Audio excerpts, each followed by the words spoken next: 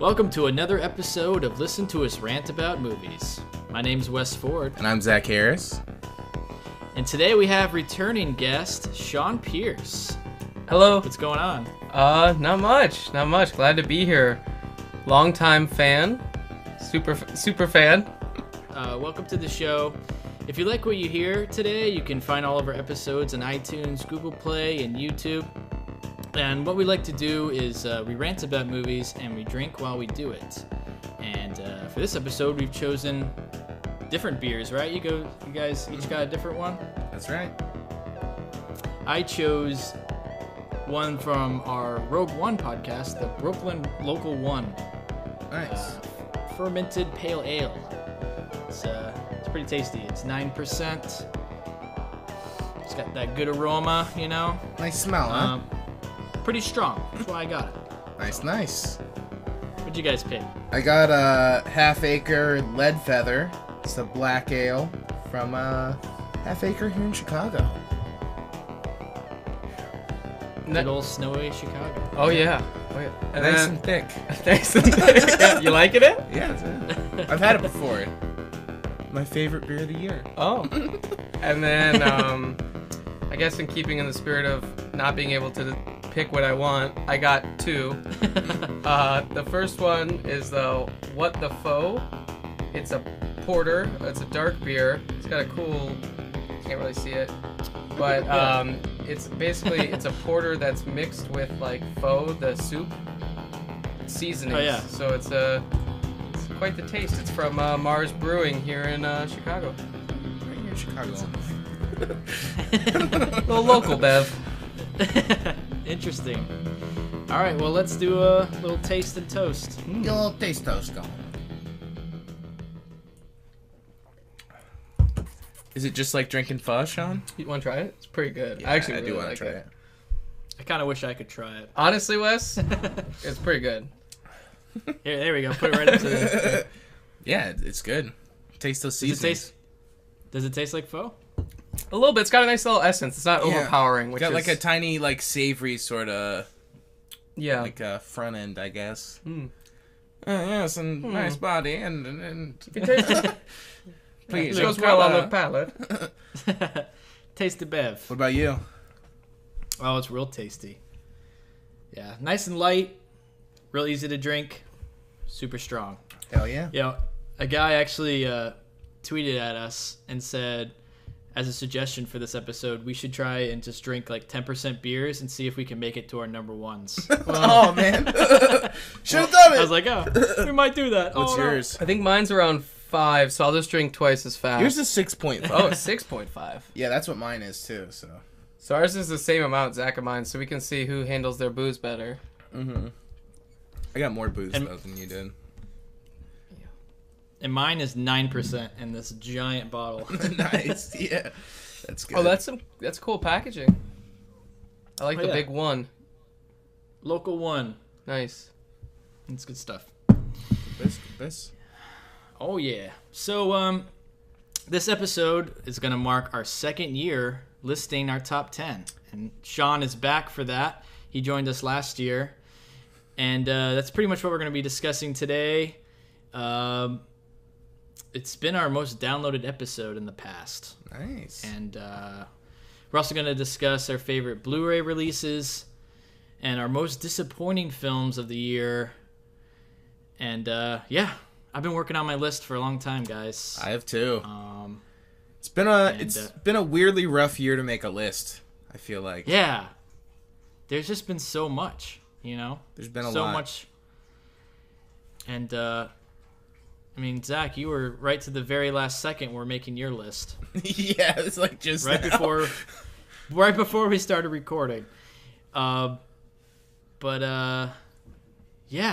And what are some of the films you guys missed before our list? Let's talk about like what we missed before we get to our actual list.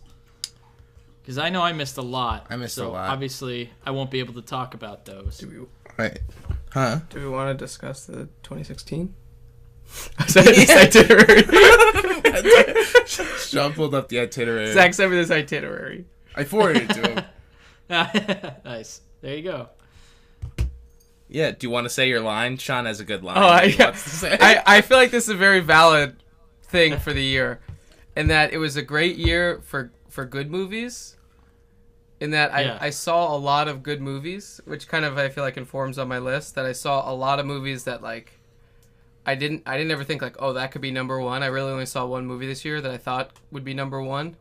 Yeah. Where I saw a lot of movies where I thought, oh, that could be like 9 or 10. So then when I ended up making my list, it was like 25 films that I liked equally, and then one film I liked more than that. So I thought it was a really like, which is a high number. Sometimes I struggle to find 10. So I found a lot this year, but nothing besides one film that I truly like loved. That's how I felt about the year. Yeah. I mean, I think there's a lot of good stuff, I think. Totally. But yeah, I mean, obviously some shined more than others, but there was just so much content to get through. It's just crazy. I mean, some movies, I'll just list them. Some movies I didn't catch were I didn't get to see Moonlight. I didn't get to see Silence. I didn't get to see Patterson. I didn't see Handmaiden. I could keep listing. Yeah, but go. Those are the big disappointments. I didn't get to see Jackie either. Yeah. All these movies I really wanted to see. I really tried to catch them, but I couldn't. They weren't even like they weren't available for me, or I missed them. You know. Yeah, that Florida release schedule can be it's tough sometimes. Yeah. So for me, what about you? I missed at least the ones I remember to put down. I missed L, Evolution, Eyes of My Mother, After the Storm, Jackie, Certain Women, Cameron Persian, Neruda, Hunt for the Wilder People, Eyes of My Mother, Spa Night, Happy Hour, 20th Century Woman, La La Land. Missed all those. So don't expect them on the list. Yeah, don't expect them. And then I missed Embrace the Serpent, Jackie, Tony Erdmann, 20th Century Women, Happy Hour, Cemetery of Splendor, Neruda, Camera Person, Kalia Blues, Safari, Things to Come, Childhood of a Leader, and Fire at Sea. Oh, yeah. Things to Come. Those are really good ones to list. I missed a lot of those, too. I missed Tony Erdmann, too. I missed Tony Erdmann. I keep hearing great things about Tony Erdmann, and I'm like... Yeah, totally. I just want to see it. Yeah. Too. It plays before every movie at this one art house theater we go to, and it's just like, why are you playing this? It's not playing until January 20th. Yeah. Yeah. Okay. Well, this will be really interesting. So, you guys want to just dive into it? Sure. Those are the films we missed. We kind of know what we missed, and let's start with our number 10s. Oh, let me just say, disclaimer.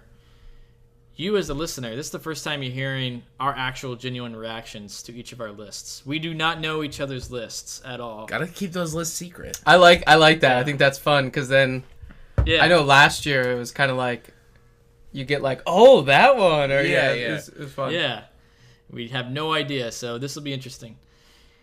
Number 10, Zach, start us off. Me What's start? your number 10? I think the esteemed guest should start. Okay, Zach's right. saying that because last time I stepped out a lot of this. It's okay. It's order. Let's see. 1 second. I'm currently... Wait, are you flipping again? I'm flipping. You're flipping as we're recording. Sean, the time's out. You gotta say it. My number 11 is Manchester by the Hey, Sea. fuck you. No 11s. No 11s. All right, because that No doesn't 11s. count, but I got it in there. It's on the record. Number 10 is the Handmaiden. It's an incredible film. I really kind of just the first third. It's like kind of one of my favorite types of movie. In that the first third, when I watched it, I was like, all right, this is pretty good.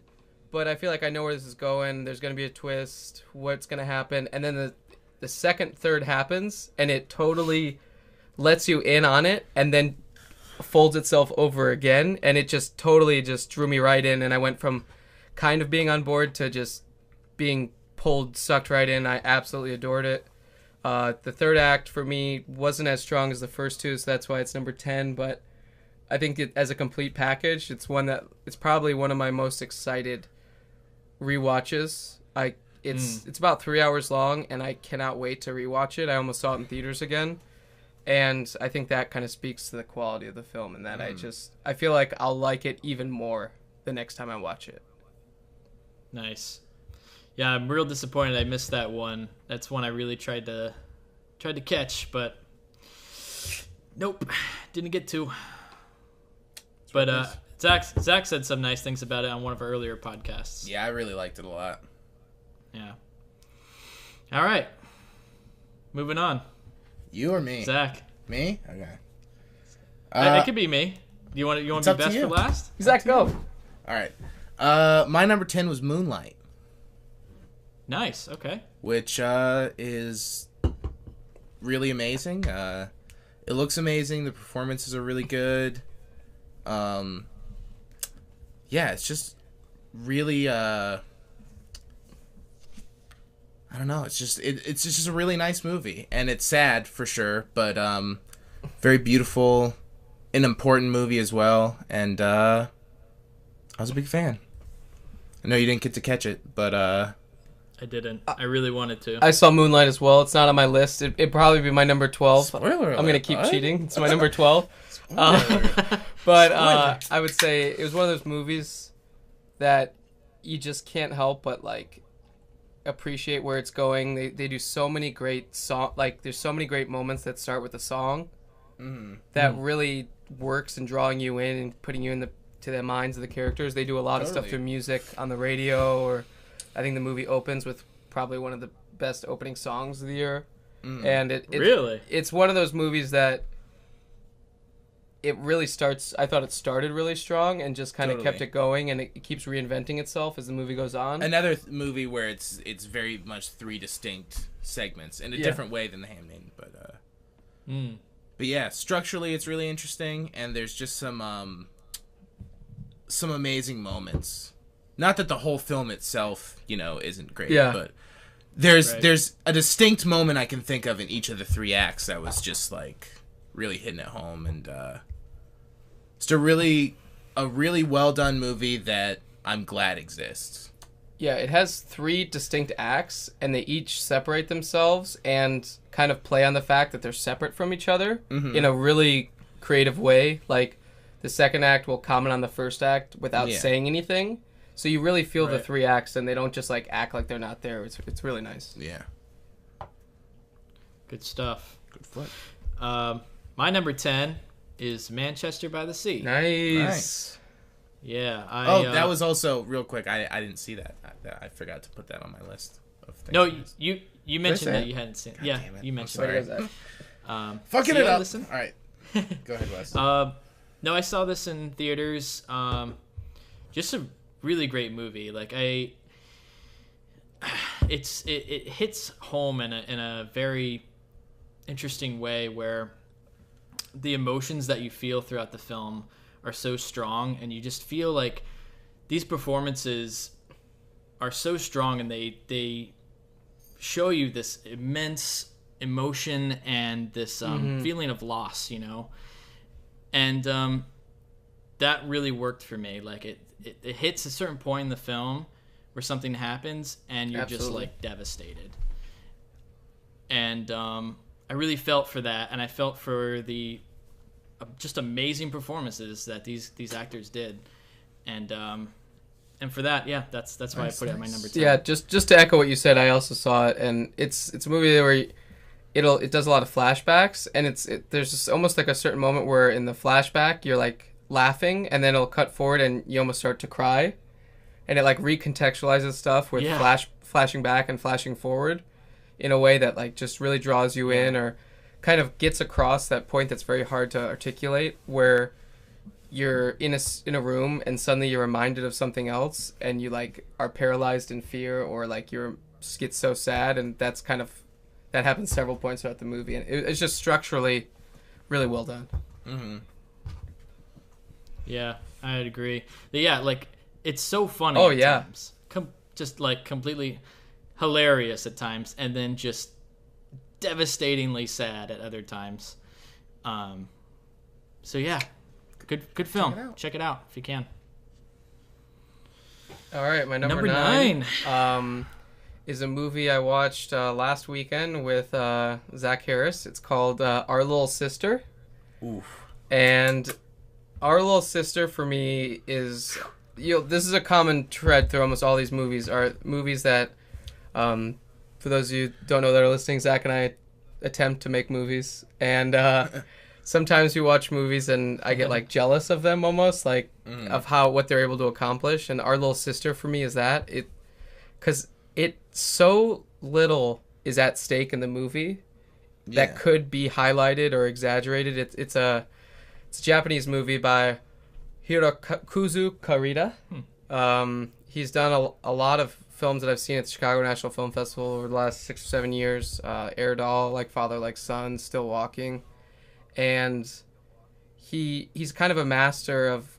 People compare him to Ozu, the Japanese filmmaker, but he's kind of a master of just like the domestic drama where there's very little at stake, but it's also family. So it's like the stakes are very low, but anyone that spends an extended period of time with family knows that they can get under your skin in ways that are totally irrational or blow things out of proportion. And he's just so good at articulating that and showing that visually that I every one of his movies I just gobble up. And it's called Our Little Sister. It's on demand, and it is just delightful. Honestly, that's the best word to describe it. It's just delightful. It's like one of the nicest, just like good-spirited movies I've seen in a long time. And I think also more so than his other films that I've seen. Out of all of his films, it's definitely the most positive. It's just like very positive, but without ever being corny. Because like a movie about like 4 sisters that like all live in a house together. And really like each other. In Japan and just like hang out all the time and like cook meals and like that's the movie. And like small things come up and like you think disaster's gonna strike and then it's just like they just like make amends and it's fine. You know, like or like learn to accept it. And it's amazing. It's beautiful. There's a part where they just go and talk about cherry blossoms. So then this guy that kind of likes one of the girls takes him to cherry blossoms and then they just show cherry blossoms for like 5 minutes and it's probably one of the most action-packed sequences I saw this year. It was incredible. It's so good. Nice. That's awesome. Our Little Sister. So that's Our Little Sister. Very cool. Yeah. Zach. Number 9 is Patterson. Jim Jarmusch. Oh. A big one I really did not get to see. Loved Patterson. It was one that I must say it was higher on my list, and I'll preface my list also. I guess I'm not prefacing it since I'm 2 in. But I feel like I had a very strong first few, and the rest are all kind of like, they've all been interchanged and swapped. But, really liked Patterson a lot. Adam Driver's really great in it. There's a lot of scenes of him just like driving the bus and thinking of poetry, and the woman, I don't know her name, but the woman who plays his wife is really great as well. And just, again, not quite as much as Our Little Sister, but just a very pleasant movie that I was kind of surprised Jim Jarmusch made. It's like there's like a silly bulldog in it, which is interesting for like him. It's just totally. Times. And it's just it kind of goes into territory that I wouldn't necessarily expect from him, but definitely still has a stamp on it, and really enjoyed it. And I think it's something that will definitely get better on subsequent viewings as well. Nice. Out of curiosity, where would you rank that? Like in the realm of Jarmusch? Of his other movies. Oh, I don't know. Yeah. It's tough. Like lower Jarmusch, middle Jarmusch? I suppose. I feel like I'd have to watch it again to really fairly assess it. Because even now, it's pretty far removed. Yeah. Or not that far, but I saw it in like October. Fair enough. Yeah. Well, I don't know. What do you think in the canon of Jarmusch? I mean, I would say it's mid Jarmusch but like that to me it's kind of weird to rank it because it's like it's new Jarmusch. Yeah. The only thing it's slightly reminds me of, and I don't even know. There's like parts in like Night on Earth that are like very silly with Roberto Benigni, or like Mystery Train. There's some silly stuff with like a ghost, And like there's this certain part of like this is definitely like his silliest in a way that like sure. feels very exciting. So in that way, I'm very excited to see where he goes from here. So that makes it like more upper Jarmusch, but also you just I don't know, Down by Law, and there's so many good films. It's hard to like. I liked Only Lovers more. That was probably my number one. I think I liked Only Lovers 2 years ago more as well. That was my number one. So that helps place it a little bit. But I think because I loved Only Lovers so too. good. Yeah, I think for people that don't like Jim Jarmusch because it's too slow, might actually like this film. This film a good entry feels point. like an entry point. Yeah. More so than Only Lovers. Yeah. Okay, cool. All right, my number 9 is The Witch. Nice. Yeah. Great film. I struggled where to put this on the list, but I kind of settled here. I mean, when I watched it, I just had an amazing time watching it, and I went out thinking about it for like days on end afterward, and it made a great rewatch too.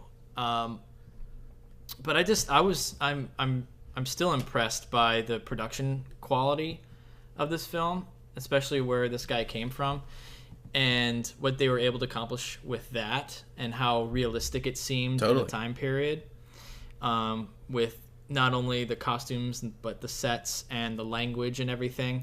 I thought it was very spot on, and I love it for that. But at times it also seemed language was a little hindering. That's one little thing I had with it. But overall, I mean, I just thought it was a very dark and just insanely creepy film. Like it has this, puts this feeling in the back of your throat. Like it's just, something's going to erupt, and it's the feeling of being creepy. There's no real jump scares and anything, which is, it's unsettling. Yes, thank you. And that's kind of like one of my favorite type of horror films, you know. And so for that, I really like it. Plus, I just like the subject matter. I like pagan witchcraft stuff, and so fantastic 9, ending too. The Witch. Real good ending. Oh yeah, great ending. All about it. Yeah, the movie's awesome. Great ending. Yeah. Cool. All right, I guess we move on. All right, my number 8 is it's called The Birth of Saki. It's a documentary. It's on Netflix. So if you want to watch a documentary, it's about 90 minutes about the creation of sake in Japan. I would say it's incredible. It does a great job of taking something that I never really appreciated, like sake. It's a Japanese style of rice wine, and basically showing the entire process. And while I'm watching it, I'm like looking up where you can buy the sake, like how much the sake. Like it was like I'm now like want to get into sake just after. It's one of those movies that you just watch and then suddenly like it makes you want to participate. It's basically how they make sake is they spend 6 months living together and make sake 7 days a week straight, where they basically steam rice and roll it out and put in all this flavor and ferment it, and it's just this insane process, and it's just a bunch of men living together for 6 months straight, and it's hypnotic. That's the only way to describe it. It's these slow shots, these dissolves. They're showing how the sake's made. It's like the perfect Saturday, Sunday staying in movie.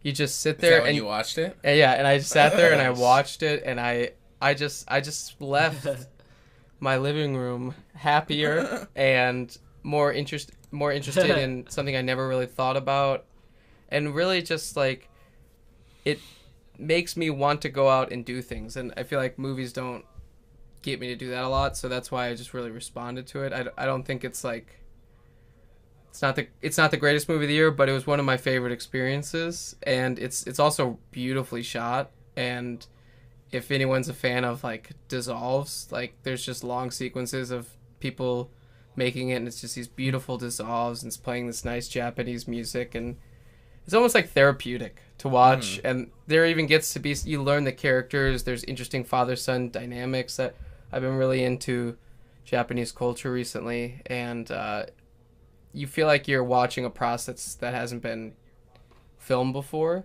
because the level of access that they get, and it was really something special. I recommend everyone who hasn't, if it sounded remotely interesting, or if you like Chef's Table or those kind of food documentaries, I'd say it's like the next level up from that.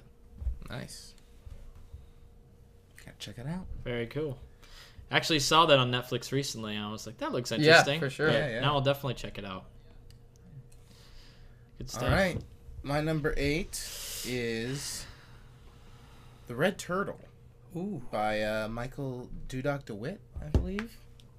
It's off the top of your head? No, I don't know how to pronounce I know. it. Yeah, I was looking at it. But Dutch animated film. Just watched it like 2 nights ago. Most recent addition to the list. And it was just fantastic. I'm a sucker for good animation. And the animation style is really interesting and just looks absolutely beautiful.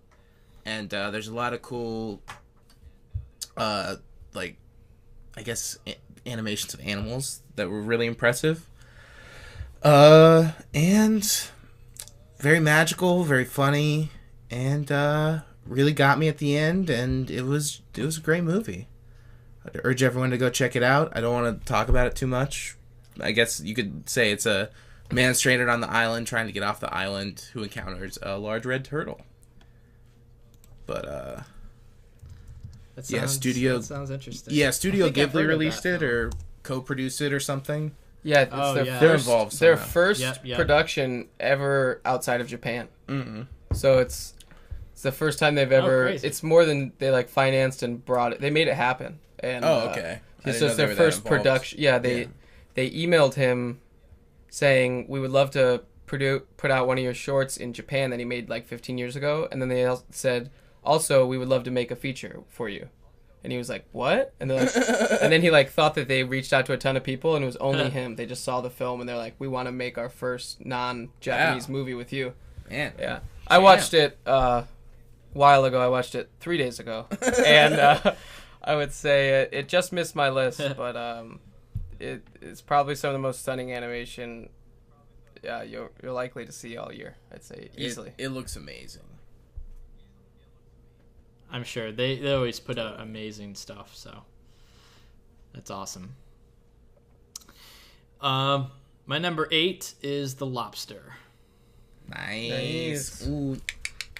It's doing little lobster hands.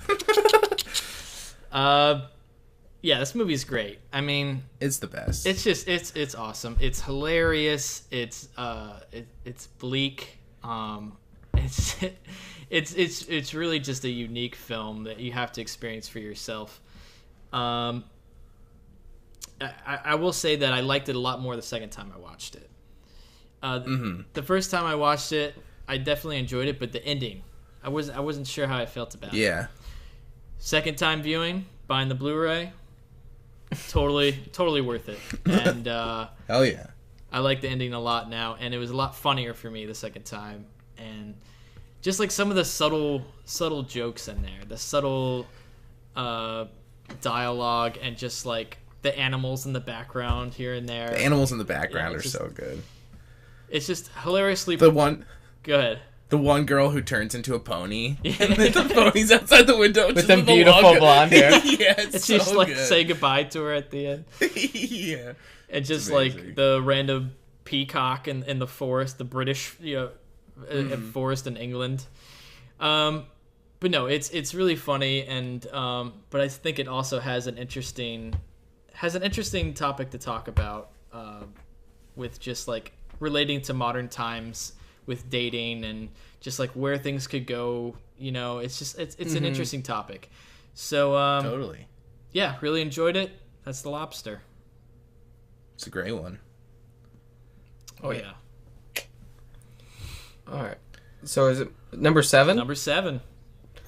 All right. My number 7 is L. It's Paul Verhoeven, who's one of my favorites, especially when I was getting into film. Paul Verhoeven was like the entry point into like art house cinema because it was like trashy, but like there's a little something to it. And L, Els starts mid-rape. Like, cuts in mid-rape. And then gets darker and more intense from there. And it's a one-of-a-kind movie experience that, like... I don't want to give too much away, so I'll refrain from talking about it, really, but... It's amazing that this kind of movie exists in 2016. I feel like it's totally fearless in that regard. That it exists and that it presents itself in a way that... I mean, I saw it in theaters, and at times people were laughing out loud, like, at how funny it can be. Yeah. It's insane, and it's not played for laughs. It's just sometimes it's funny, and sometimes it's sad, and sometimes it's scary. And how it's able to achieve all that is what really makes it impressive. And I think that's almost entirely to do with Isabelle Huppert as the lead. It's just like a mind-blowingly good performance. It's definitely the best performance I've seen this year. Wow. And it's one of those performances that clearly is only done by someone that knows exactly what they're doing. And apparently it's a movie she wanted to make for a really long time. And Paul Verhoeven, she approached him because he was trying to make it. And he said, no, we want to get an American. And then they couldn't get an American, so then they went back to her, and she was like, I'll still do it. Like, she was like... Wow. So she's like... Wow. She strikes me as a very stubborn, very French woman, but she apparently she knew how to play this character, and it shows. It's just a knockout. People use that phrase all the time, like on box art, but this movie's a knockout. Nice. Hell yeah. That's right on the box cover. Yeah. Let us rant about movies. A knockout. Yeah. All right. My number 7 is Embrace of the Serpent. Nice. Ciro Guerra, film from Colombia. Really amazing. Loved it. I didn't get to see it in theaters, but I blind bought the Blu-ray and was very happy I did. And for those of you who don't know about shaman taking a Expedition? Yeah, he's an expedition with a shaman to find a certain plant on this mountain. A mystical plant. Yeah, black and white. First big Colombian film production in a long time, and was like intended to like rejuvenate their film industry, which is pretty cool. Very cool. And yeah, just really interesting. A lot of really beautiful photography, great performances, and I loved how much like when you going into this movie like didn't think how funny it would be, and how much the character of the shaman would be like kind of goofy. And just, like, portraying them as just, like, very real people in a certain way. Yeah. Not always, but, like, I just thought that was interesting. And, yeah, it was great. Loved it, and you should check it out. It reminded me of a film from a much older era. You know, it reminded me... Totally. It seemed like an older film. I mean, maybe there was the black and white that kind of helped that aspect, but also... Yeah. The way it was shot. It's a little zoggy. Yeah. You know? And the way... Zoggy. But just, like... The way the characters interacted and the shots and everything. Very interesting. Yeah, it's great. I really enjoyed it a lot. Good pick. Thank you. My number 7, Midnight Special. Nice. I just really like this movie. I really, really like this movie. I know it's not perfect. The ending is not the most satisfying ending. But I like Jeff Nichols, and I like his films. Yeah, he's great. And I just think, like, Michael Shannon and Joel Edgerton are just, like, fantastic in it.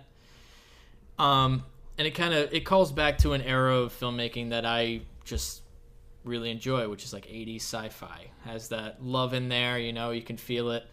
But has, you know, Jeff Nichols' twist on there, which is just, like... Definitely. Kind of his southern fried cinema feeling to it, and... I thought also Adam Driver was fantastic in it. But yeah, it's a movie that kind of grew on me as time passed, you know? And after, I think I saw it like 3 times.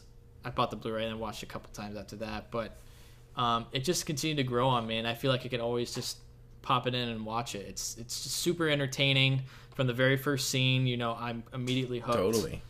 And I think it's great. I just really enjoyed it. So that's Midnight Special. Hell yeah, it's a good one. Oh yeah, I rewatched Midnight Special with my girlfriend, and it was probably the best rewatch of a movie I've had all year. Yeah, I was like kind of lukewarm on it when I saw it, and then when I rewatched it, I was like, I am loving this thing. And that's another one that just didn't make the top 10, but it's just it was just so, like, even the ending when, like, Kirsten Dunst, I felt like she was underdeveloped the first time, but I started noticing things the second time. Mm-hmm. Adam Driver just coming to conclusions bothered me, but then I was just like everything that bothered me kind of melted away, and I was just watching the movie and getting wrapped up in it. The score, it's probably the only thing I've like really liked Joel Edgerton in. Not that I dislike him, it's just this was the first thing I thought like he's just great in it. He was probably the best thing in it. When you show up Michael Shannon in a movie, like that's saying something. Yeah, so, tall order. Yeah, totally. So, totally. Yeah, so I would say that didn't make my list, but the best rewatch I had of the year. Oh yeah, awesome. Then is it my number 6? Yeah, my number 6 is The Lobster. Nice. It's only this. I think it'd be higher if I just only saw it once. I saw it once. I watched it with Zach and Karen like almost a year ago. In like February. Mm-hmm. So it's just that it's because we got like a UK Blue or whatever. So it was like it's just a little hazy. So like when you guys talked about the golden hair on the pony, I had forgotten about that, and I just started laughing because like that part's so funny. It's and, so like, funny. I'm just now like thinking about like when you mentioned the peacock and like when they just see it when they're in the trees, like it's just so like. Even when I'm talking about it, I just remember the scene where the woman falls out or jumps out the window. Oh yeah, it's insane. Then they're just like, "Won't she shut up?" Yeah, I hate listening to people having panics. It's like I'm so trying to nap later in my room. Or the dog in the bathroom. It's just that doesn't give away anything. That's like two totally out of context things. But it's so. This should be higher. That's it's my. This should be higher. Just talking about it now, I want to. Let's take a quick pause. Let's watch the last. It's a really good movie. Really love all those guys' movies. Yeah, he's a pretty huge champ. Yeah, and I'm so excited. They're him and Colin Farrell are doing another movie called like Hunting the Sacred Deer or something. Wow, that sounds amazing. And it's coming out this year. That's awesome. So, nice. So like, and then apparently he's directing a TV show about Kirsten Dunst as an entrepreneur in Florida. Interesting. What? So, Wes, maybe get on that show. Maybe I should. So Yorgos Lanthimos, I think his name is. Mm-hmm. That just awesome movie. He's killing it right now. Yeah, he's a pretty big champ. It's one of those movies that has every aspect for me. It's really funny. It's beautifully shot. It's well edited. It's well acted. It's got serious drama. It affected me emotionally. Yeah, number 6, I guess. Awesome. Nice. My number 6 was Martin Scorsese's Silence. Ooh. This is my first time hearing you, pretty much, definitely your opinion, Zach, but like anyone's opinion on the movie. Oh, yeah? Yeah, I want to know. It's great. It's really, really good. It starts off super strong, and it just like hooked me in right away. It's really interesting because I think different people going in with different expectations and different outlooks could take the movie completely differently, and that's what's good about it. Mm-hmm. And like we were talking, Sean and I saw it. We were talking about like I think it was TJ said like, "Oh, I'm gonna tell my parents to see this." Who are deeply religious. Who are very religious. They're gonna love it, you know, and.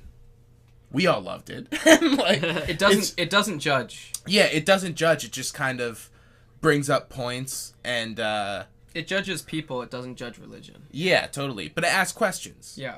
Interesting. And a lot of really great performances. Not a huge Garfield. Yeah, why am I blanking on Garfield? Not a huge Garfield boy, but he was great in the movie. Adam Driver was great in the movie. Nice. The two I would say main Japanese characters were also really great. Yeah, it was an amazing movie, and honestly, it's one that I think could possibly be higher on the list. It's just like takes some heavy marinating, Yeah. you know. And I don't know. I think maybe I'll watch it again and be like, well, this is number one, you know. But it has the potential. Yeah, and it was really great, and you should definitely go see it now that it's out in Florida. I can't wait to. I really can't. That's awesome. I liked it a lot. Good stuff. My number 6 is Sing Street. Nice. Oh, this is one I missed too. I forgot to put that down. I love this movie. It's just, I watched it again recently, and I was like, this has to be on the list. It's just, it's so fun, and it's like, it speaks to like that point in your youth, you know, especially us, you know, we're creative people, and just like it reminds me of that time when being younger, when anything was possible, you know. And you did whatever you could to make your videos or make music or whatever you wanted to do. Anything was possible, and it really spoke to that like time of youth, you know, where there's this innocence, but also just like endless creativity and imagination and freedom. Totally. You know, it just has one of the best my favorite soundtracks, I guess, of this year. I listen to it all the time on Spotify, and I love 80s stuff. I love 80s music and that era, and so it's just like a movie made Nice for fit. me. Yeah, it's a good Yeah, totally. good film. Yeah, it's just real good and just real lighthearted, and just it's just great. You watch it and you feel happy, you know, and that's why I really enjoyed it. That's from John Carney, Sing Street. Also, the older brother character is like amazing. He's just fantastic. And if you watch it, you'll know what I mean. But real good stuff. And it's one of many, I think, music related films I've seen this year. And I don't want to spoil it, but there might be other music related films ahead. I thought so. But yeah, if you haven't seen it, watch it. Sing Street. It's on Netflix.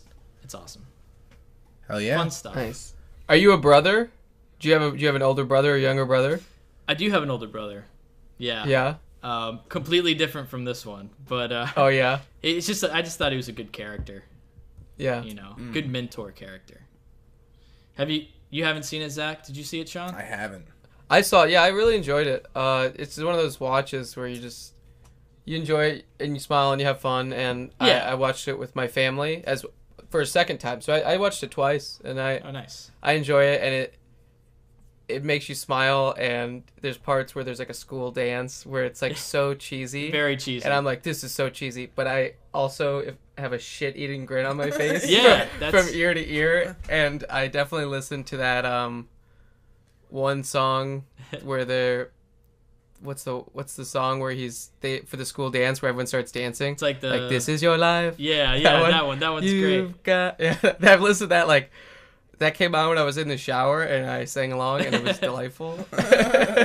So yeah, it's awesome. It's very cheesy, and admittedly, you know, it's just I enjoy it, even aside from its cheesiness. So that's number 6 for me. Sing Street. Let me switch around some. No. Let me just real quick say, when I was saying cheesy, I didn't mean that as a derogatory. Our Little Sister is probably one of the cheesiest movies I've ever seen. And that's Definitely. Yeah. So I did really like Sing Street. Fair enough. Certain Women is my number 5. Nice. I just love Kelly Reichardt. Yeah, she's amazing. Just very speaks to my sensibilities of what I like out of movies. Saw 2 of her movies in theaters. Saw River of Grass earlier this year. Mm-hmm. This one, to me, obviously that was a re-release, but it's 3 stories of women in Wyoming, I believe. And the first one stars Laura Dern.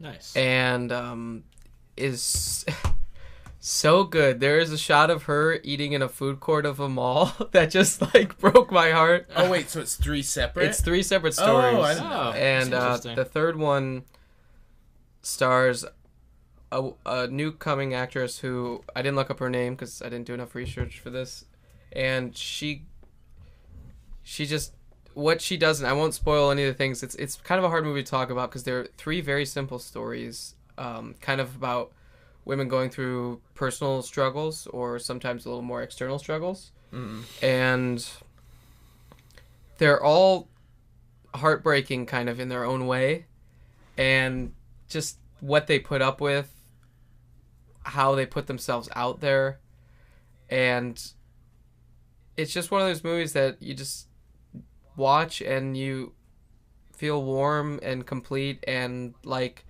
when you go through a hard time you're not alone, and it's just really nice. Certain women, and it'll probably come on demand somewhere. Everyone should check it out if they like slower movies but that are just kind of great stories about like salt of the earth stories. Yeah, Interesting. just really liked it. Nice. Yeah, that was one that hurt that I missed. I was like, oh man, it's a bummer. Nice. All right, my number 5 is Hirozaku Kurita's Our Little Sister. Ah. Yeah, loving Our Little Sister. Ah. It's one of those things where I feel like I watch a lot of like genre movies and like horror and cult stuff Yeah. that like, man, they just pulled off such just a nice and entertaining and just like pleasant movie.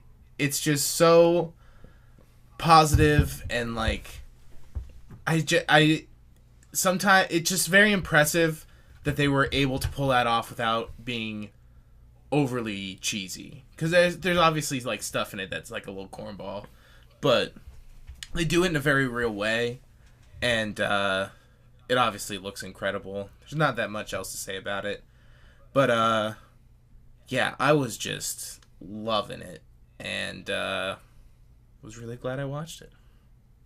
Very good. Nice. I have to check it out. Yeah, I didn't catch that one. I'd say watch it with your lady friend. You might enjoy it. Yeah? It's Okay. yeah, like it's just a very pleasant, nice watch. and just like very well executed. Uh-huh. Yeah. Extremely well Yeah, executed. it's not to say it's not bubbly though. You know, like there's definitely yeah. weight to it. It's light and pleasant, but it feels it like spans a year. Yeah, totally. And yeah, it's really good. You guys saw it in theaters? No, on demand. It's Oh, on okay. demand. You can get it on Amazon for like $3 in Oh, HD or nice. $4. Cool. I might just do that. That's awesome. Yeah, it's great. It's real nice. Awesome. My number 5 is Green Room. Oh, Nice. I saw this movie and it just was automatically on my top 10 for this whole year. I mean, it's been in my head ever since I saw it. It's just fantastic. It's just everything about it. I love how subtle it's very violent, but the violence is very subtle. It just like violence just happens, you know. Oh yeah. It just and The hand chop in the door. and it's just Oh, it's just brutal. It's just absolutely the dogs. Ooh. brutal. The Yeah. dogs and another music related film like what I was talking about, which has great music in it. I love the music, and I just thought it was just like a very interesting, horrific slice of these people's lives. You know, Patrick Stewart, man, Yeah, he's really good in it. insanely good. Rip Anton Yelchin, he was also great. And I just another thing too is like these are people trapped in this horrific situation. Like what would you what would you do, you know, in that scenario? And I feel like that was like very realistic things that, that people would do. Totally. To like try and survive and get out of this situation. And and that I give it a lot of props for.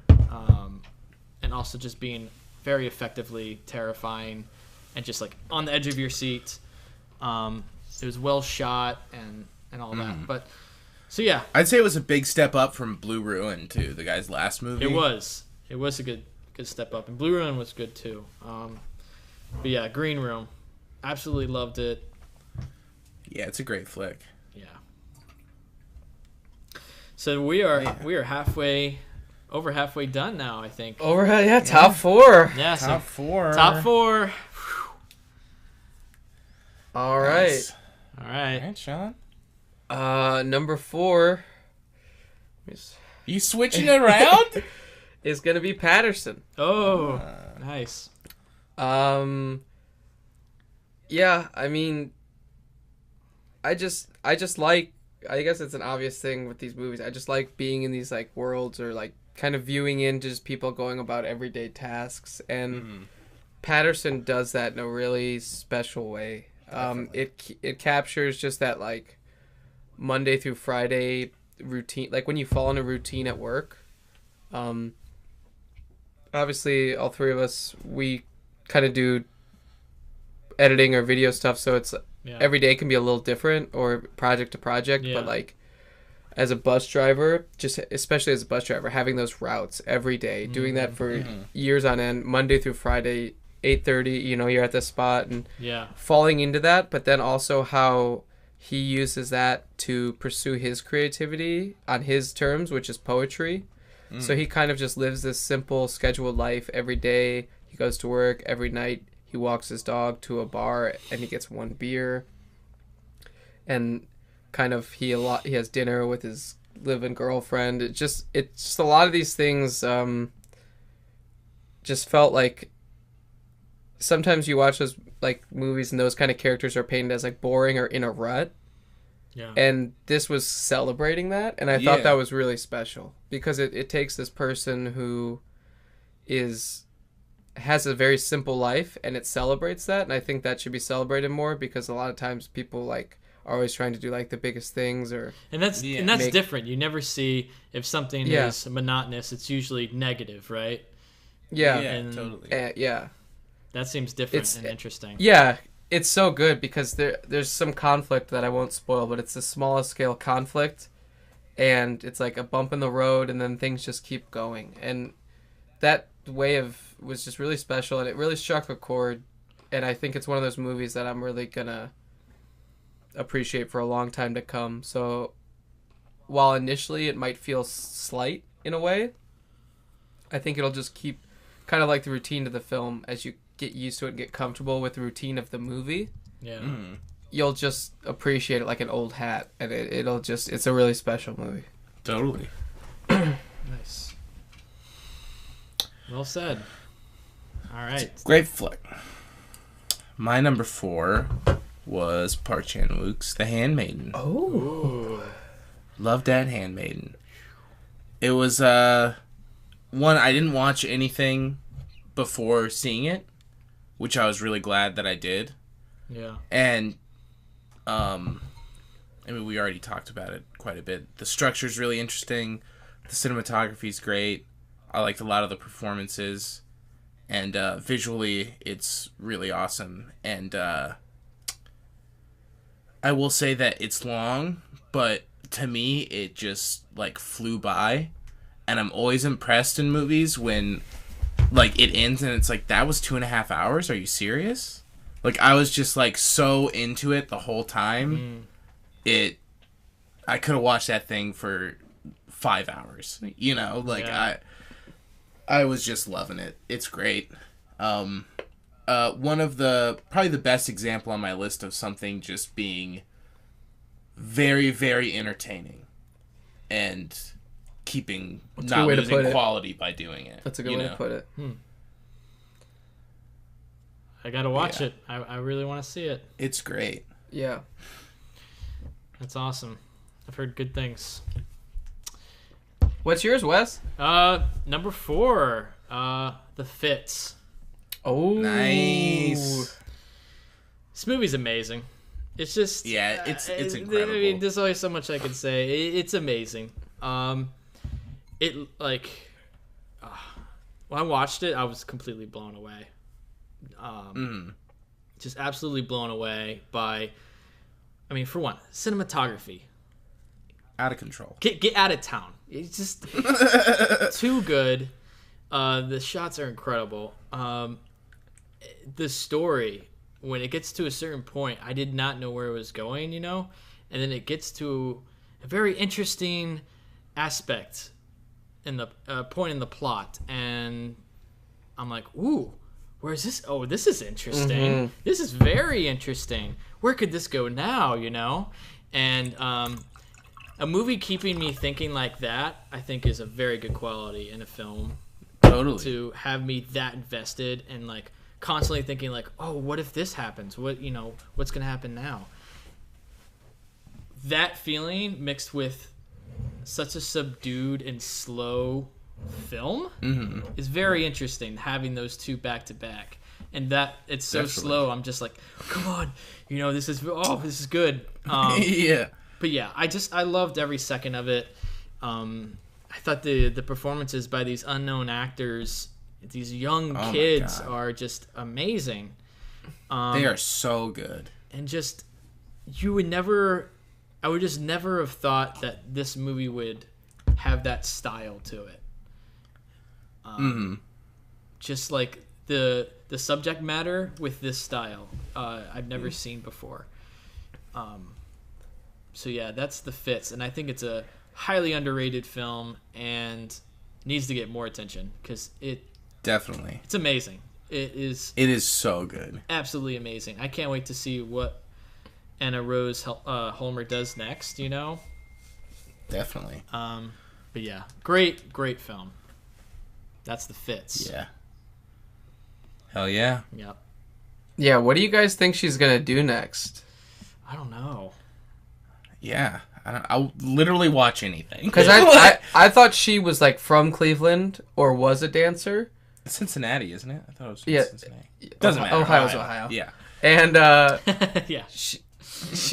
she's not at all. They just looked it up online. She's like doesn't live in Ohio at all or hasn't been to Ohio. Like I don't know how she thought of that. And it seemed like it was so tailored around that gym. Yeah. Or activity center. Yeah, and that group of dancers. But they found both of those. It's pretty incredible. Yeah, that's a lightning in a bottle movie. Totally. Yeah. Totally. It may come up later. All right. Number three.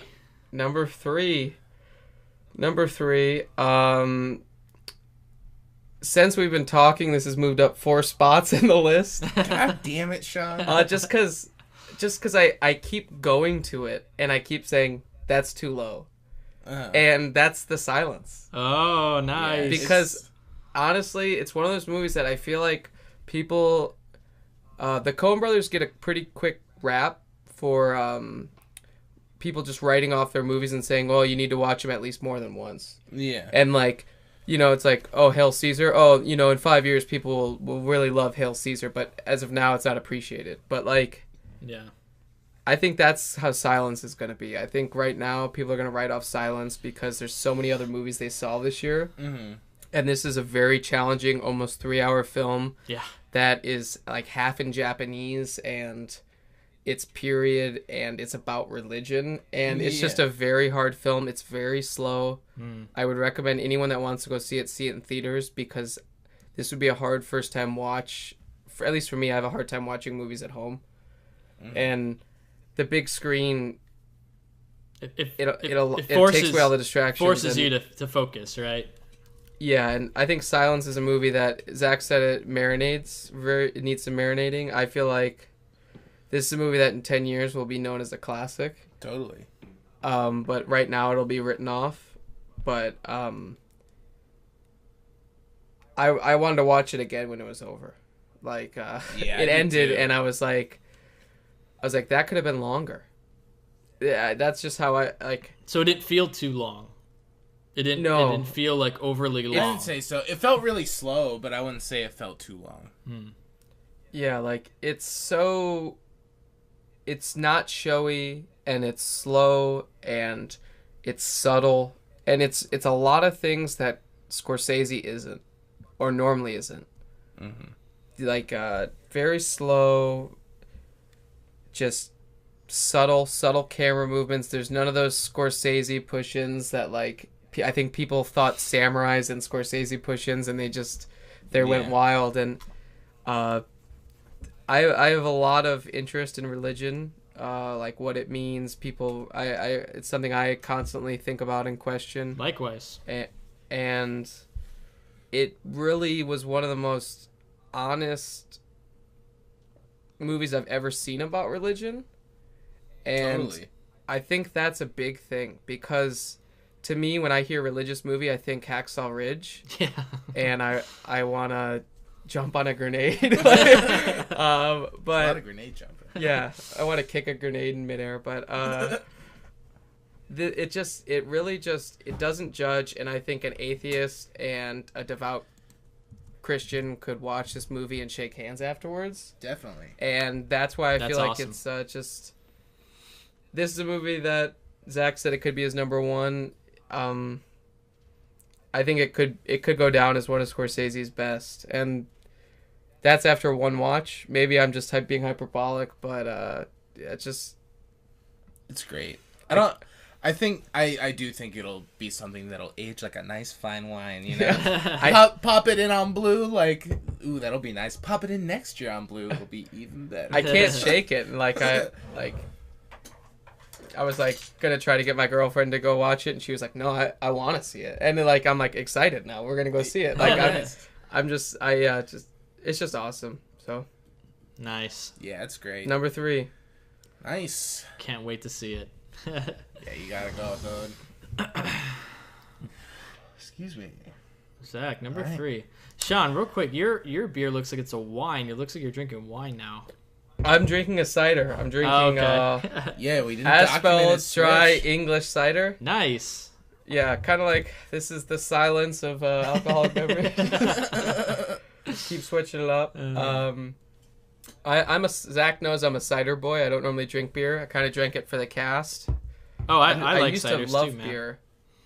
Yeah, I pound cider all day. That or Yeah, I pick Sean up for work in the morning at 8 o'clock, and he's pounding a cider. yeah, I'm an alcoholic. Yeah, I'm just kidding. Zach's stalling because he doesn't want to say his number 3. Oh no, I'd love my number 3. Cemetery. You know what? I don't like my number 3. My number 3 is The Lobster. The Lobster. Oh. Whoa! Upset. Lobster. Yeah. Love The Lobster. We talked about it twice already, so not much to say, but just one that I was really looking forward to, and I love this director and his films, and was not disappointed. One Leota. Oh, stop. No. One Leota. No, one Pagoda. One Pagoda. But yeah, it is fantastic. Love the performances. I think the style of delivery that everyone does with dialogue in the movie is amazing, and the writing's great. Love the cinematography. It's a tip top baby. It's a total Zach movie. Oh yeah. It's a total Zag movie. I love it. Nice, man. Good pick.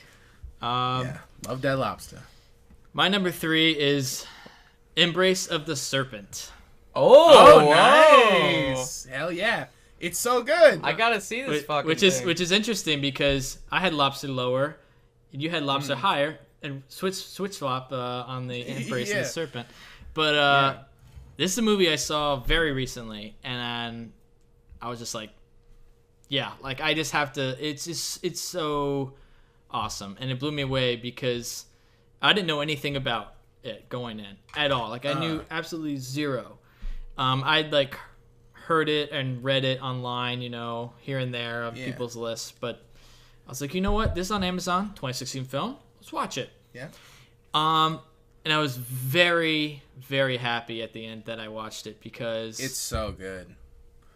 I mean, it's a film I can see on Criterion, like within the next year. It Definitely. feels like a film that would be on Criterion. But the reason I like it is just I love that it feels like an older film, and it's not like campy. It's not like trying to be that. It just totally, and it's not even trying in its style that much. I'd say it's not. Yeah, it just is. It's just a film, and it's just this very interesting story about this whatchamacallit? What are they called? I'm getting drunk now. Shamans? Yes, shaman. Yeah. This shaman who does this journey with people 40 years in between to take them to find this mystical plant in the Amazon. And the ending's very interesting. But yeah, totally. But yeah, I loved it.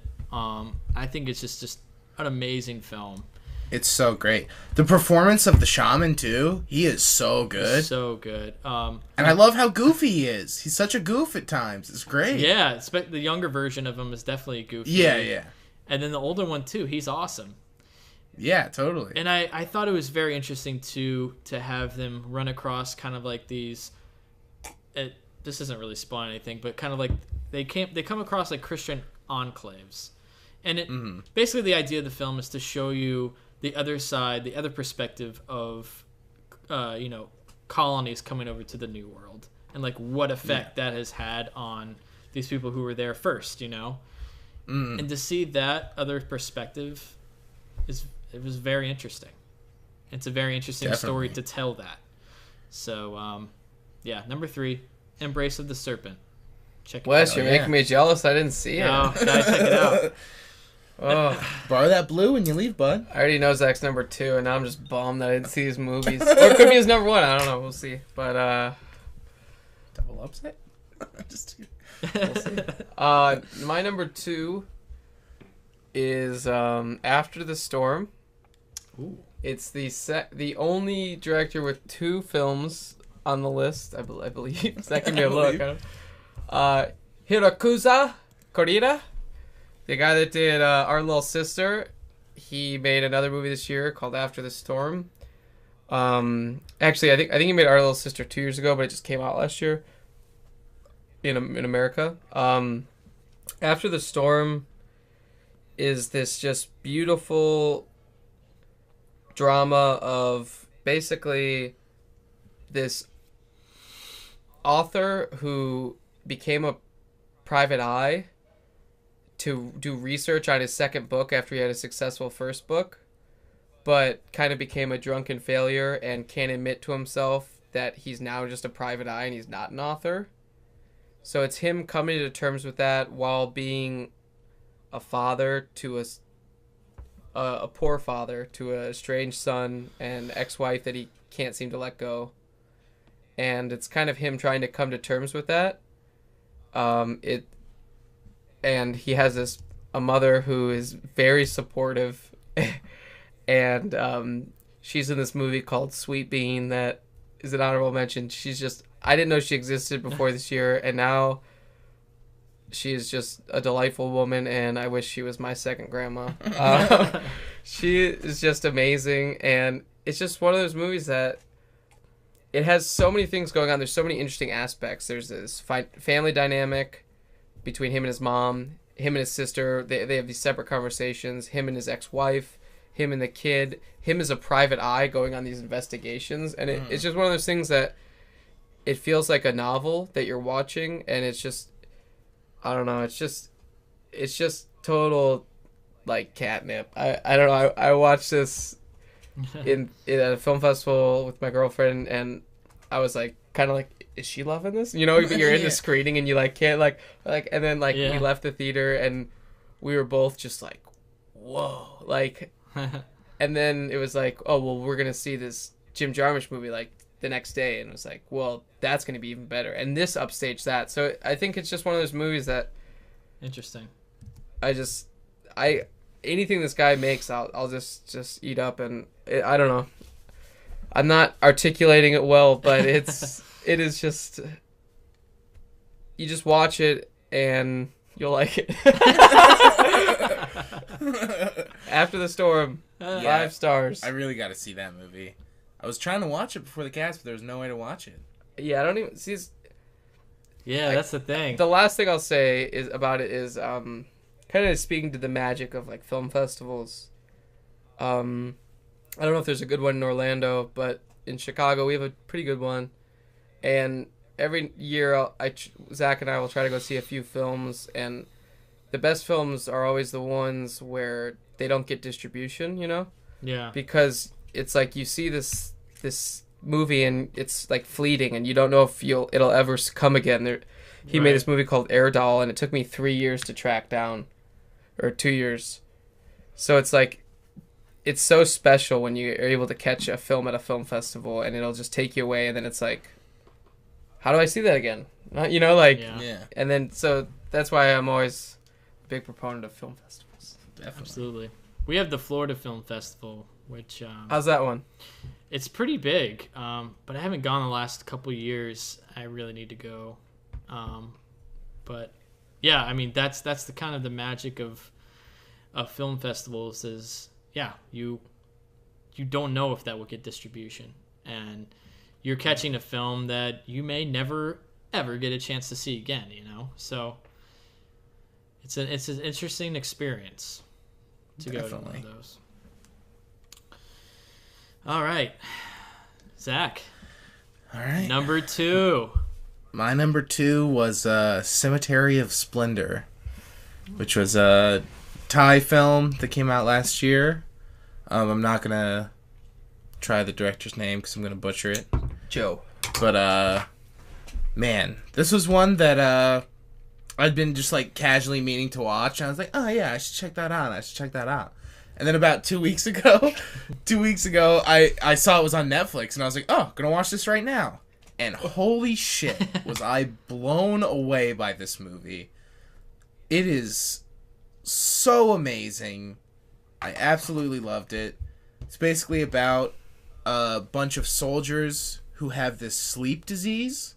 So there's overflow from the hospital, so they're all kept, not all of them, but a selection of them are kept in this old school. And this like older middle-aged woman is like volunteering and coming to see this one soldier who no one comes to visit while he's sleeping. And boy, is she amazing. She is the best woman. I fucking love her. She's so good. She's got maybe your woman should get together with my after the yeah, totally. That would be such a duo. I would love that. That would be amazing. But she has like a short leg, so she has like one of the big boots and the crutches in the movie. And it's basically about her and her relationship with this like sleeping soldier, and also her relationship with the other people that volunteer at the school/hospital. And visually, I loved it. There's almost no camera movement in the whole movie. It's like all wide shots. It's right up. It parked right in the alley, like behind me. Like it's like right in my house. And there's this whole thing about the school being built on this burial ground, and these ancient kings calling upon the soldiers in their sleep. So there's all this like mystical backstory and all these surreal things happening, but it's all presented in a very real way, which is really interesting. Yeah. Like I've never seen such like casual surrealism in a way, and I really liked that about it. And people say it's like super political, and I do think maybe some of that is lost on me since I'm not, completely up to snuff with the politics of Thailand. But I also think it's very personal, and it's a movie that almost like defies explanation. And like even if the director released something saying like these were my intentions, like I don't know if I would want to read it. Yeah. And I think there's something really special about that in a film where someone creates images that you almost like can't describe and that shouldn't be described. Interesting. And it's on Netflix, so what's it both called? of y'all should watch that. Cemetery of Splendor. Yeah. I watched it, it ended, and about 30 minutes later, I was on Amazon ordering the Blu-ray because there's another one of his features as the special feature. I was like, well, there we go. Which one? It's the first one? No, it's called Mekong Hotel. But yeah, he did Interesting. Uncle Boone Me, Who Can Recall His Past Lives, which came out like 2 years ago, I think. 5. 5? Really? It's that old? That was when I first moved to the city. Oh, okay. That shows what I know. That movie's awesome. I dare you to say the Trying to rewatch director's it now. name of Cemetery of Splendor. Yeah, I just didn't even try. Yeah, I don't blame you. I'm gonna butcher I it. just looked it up and yeah, interesting. That was one I wanted to see, but it's just I watched a lot of lighter fare and sin, Yeah. and I'm regretting it. Honestly, there was a wrestling match for the top slot. That's all I gotta say. Well, That's you a said that was tough number call. 2, so Yeah, no, it is number 2. Wes, what's your number 2? Number 2. This may be a little typical, but you know what? Fucking love this film. La La Land. Nice. Nice. Yeah. I just absolutely adore this movie. I saw it in theaters, and I know I've said this several times already for each of my movies, but it blew me away. It really did. Like, yeah, I fell in love with this movie. Awesome. It just, the emotions that I felt during this film will last, with me for a long time. It's just a great musical, lighthearted, but also speaks to like some personal and personal aspects of my own life, which are just following your dreams, trying to make, that dream of trying to make it big, just trying to do what you want to do and just giving it your all. And this is absolutely what that movie's about. It's about following your dreams, and it's just fantastic. The music is amazing. It's gotten some criticism that the second half isn't really a musical, but you know what? That doesn't really bother me. I like that it becomes kind of like an instrumental musical. I just think it's a very creative and very bold choice to do a musical like this right now. I just it's such a hard film to follow. It's such a bold choice to do because you're creating an original musical in modern times that in the end it feels like a classic. It feels like a classic musical that you would have seen in like the heyday of Hollywood. And it's absolutely like a love letter to those types of films too. But if you like classic, like quote unquote classic Hollywood films, and you have a love for that sort of thing, you'll like this movie. And it really does speak to that feeling you get when you want to accomplish your dreams. And yeah, sure, this movie takes it in ways where it's not realistic, but it doesn't matter. It's a film, and it's a movie. That's what movies do. They make dreams come true, and that's what this movie did for me. Awesome. I felt, I actually teared up during this movie, and not many movies can do that. And I think with that, it stuck with me. And Damien Chazelle is just a fantastic, blossoming young director with this amazing success, like right out the bat. And I hope this doesn't like spoil him, because he had Whiplash. Yes, thank you. Whiplash, and now this. And I hope that he continues to make films that he wants to do and be creative and kind of bend the expectations and not become quote-unquote spoiled by his Hollywood fame. But Totally. no, I do think this movie obviously has gotten a lot of success, and I think it's very well deserved. Yeah, that's my opinion. La La Land, I loved it. Hell yeah. Check it out if you haven't seen it. Do you think it'll win Best Picture? I think Moonlight will win Best Picture.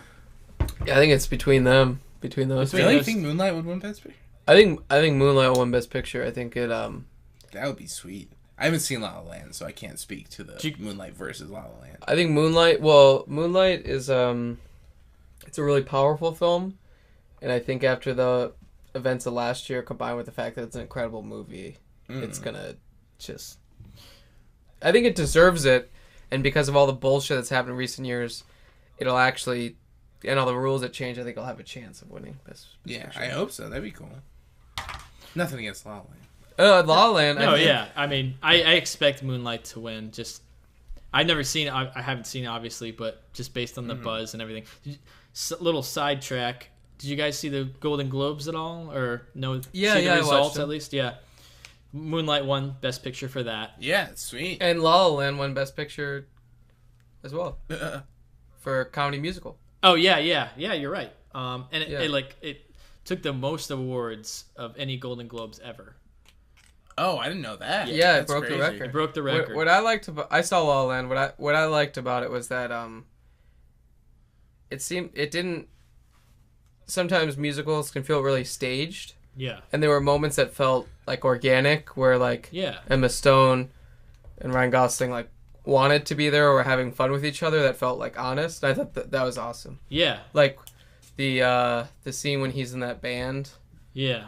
playing the '80s covers. Yeah. At the party. Yeah. And she's like Yeah. heckling him. That was great. That was great. Yeah. That was great. Little genuine little moments there. Yeah. Yeah, the little ones were awesome. And like I said, it does have its flaws. And it What movie doesn't? I mean, yeah, exactly. What movie doesn't? And here's my takeaway is if I could walk away from a movie and I feel an immense emotion and I can't wait to see it again, it's a success for me. You know, Yeah, I totally. mean, that's like all you want out of movies, that's right? I mean that's why we watch them, right? that's why I watch them. Yeah. Yeah. So, La La Land Awesome. stuck to me, and yeah, just absolutely one of my favorite films of the year. I'll be honest. I have no clue what your number one is. Oh man, I'm excited to hear it. I think I might know. You might know. I might Oh, know. you might know. Well, we'll see. I'm not making any guesses. Whisper in my ear, and Just- I'll whisper in my ear. No. Oh, see, now you can change it. All right. Well, fine. What? Yeah. Did you say yeah, okay. All right, we'll guess. Yeah. You probably guess what. So, Our top 10. Number one is. my number one, to steal Zach's thunder, is The Fits. And to me, I watched this movie when it's at a time when I was a little down on movies. Kind of went through a little bit of a down on Little movies. pooper phase. Little pooper phase, yeah. No, movie pooper phase. Yeah, it was like Oh, little pooper. it was in September.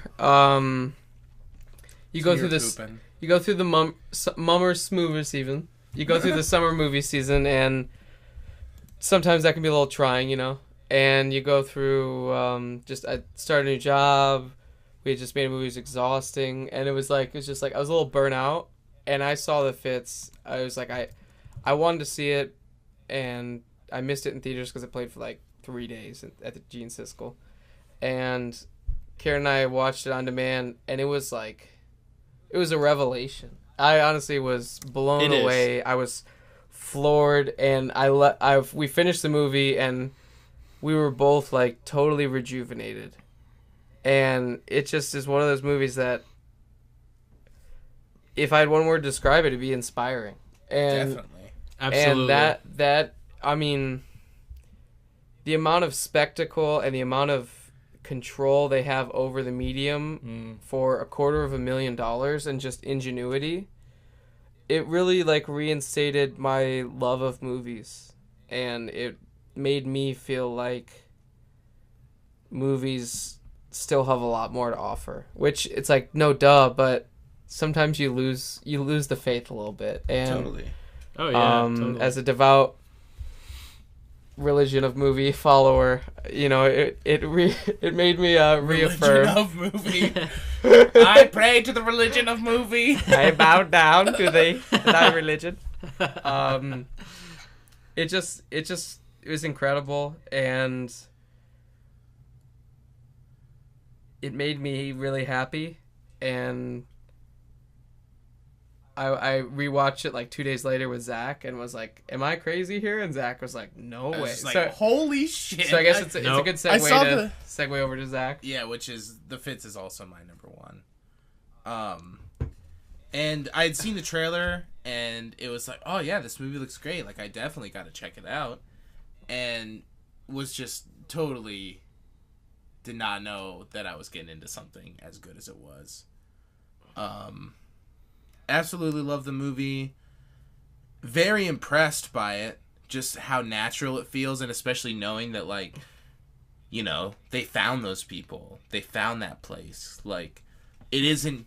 Not that it would have been, you know, not good if that was, you know, the director's reality, but the fact that they put all that together, that wasn't just how it was. It's insane to me. Just how natural it feels. Yeah. All the performances are so good.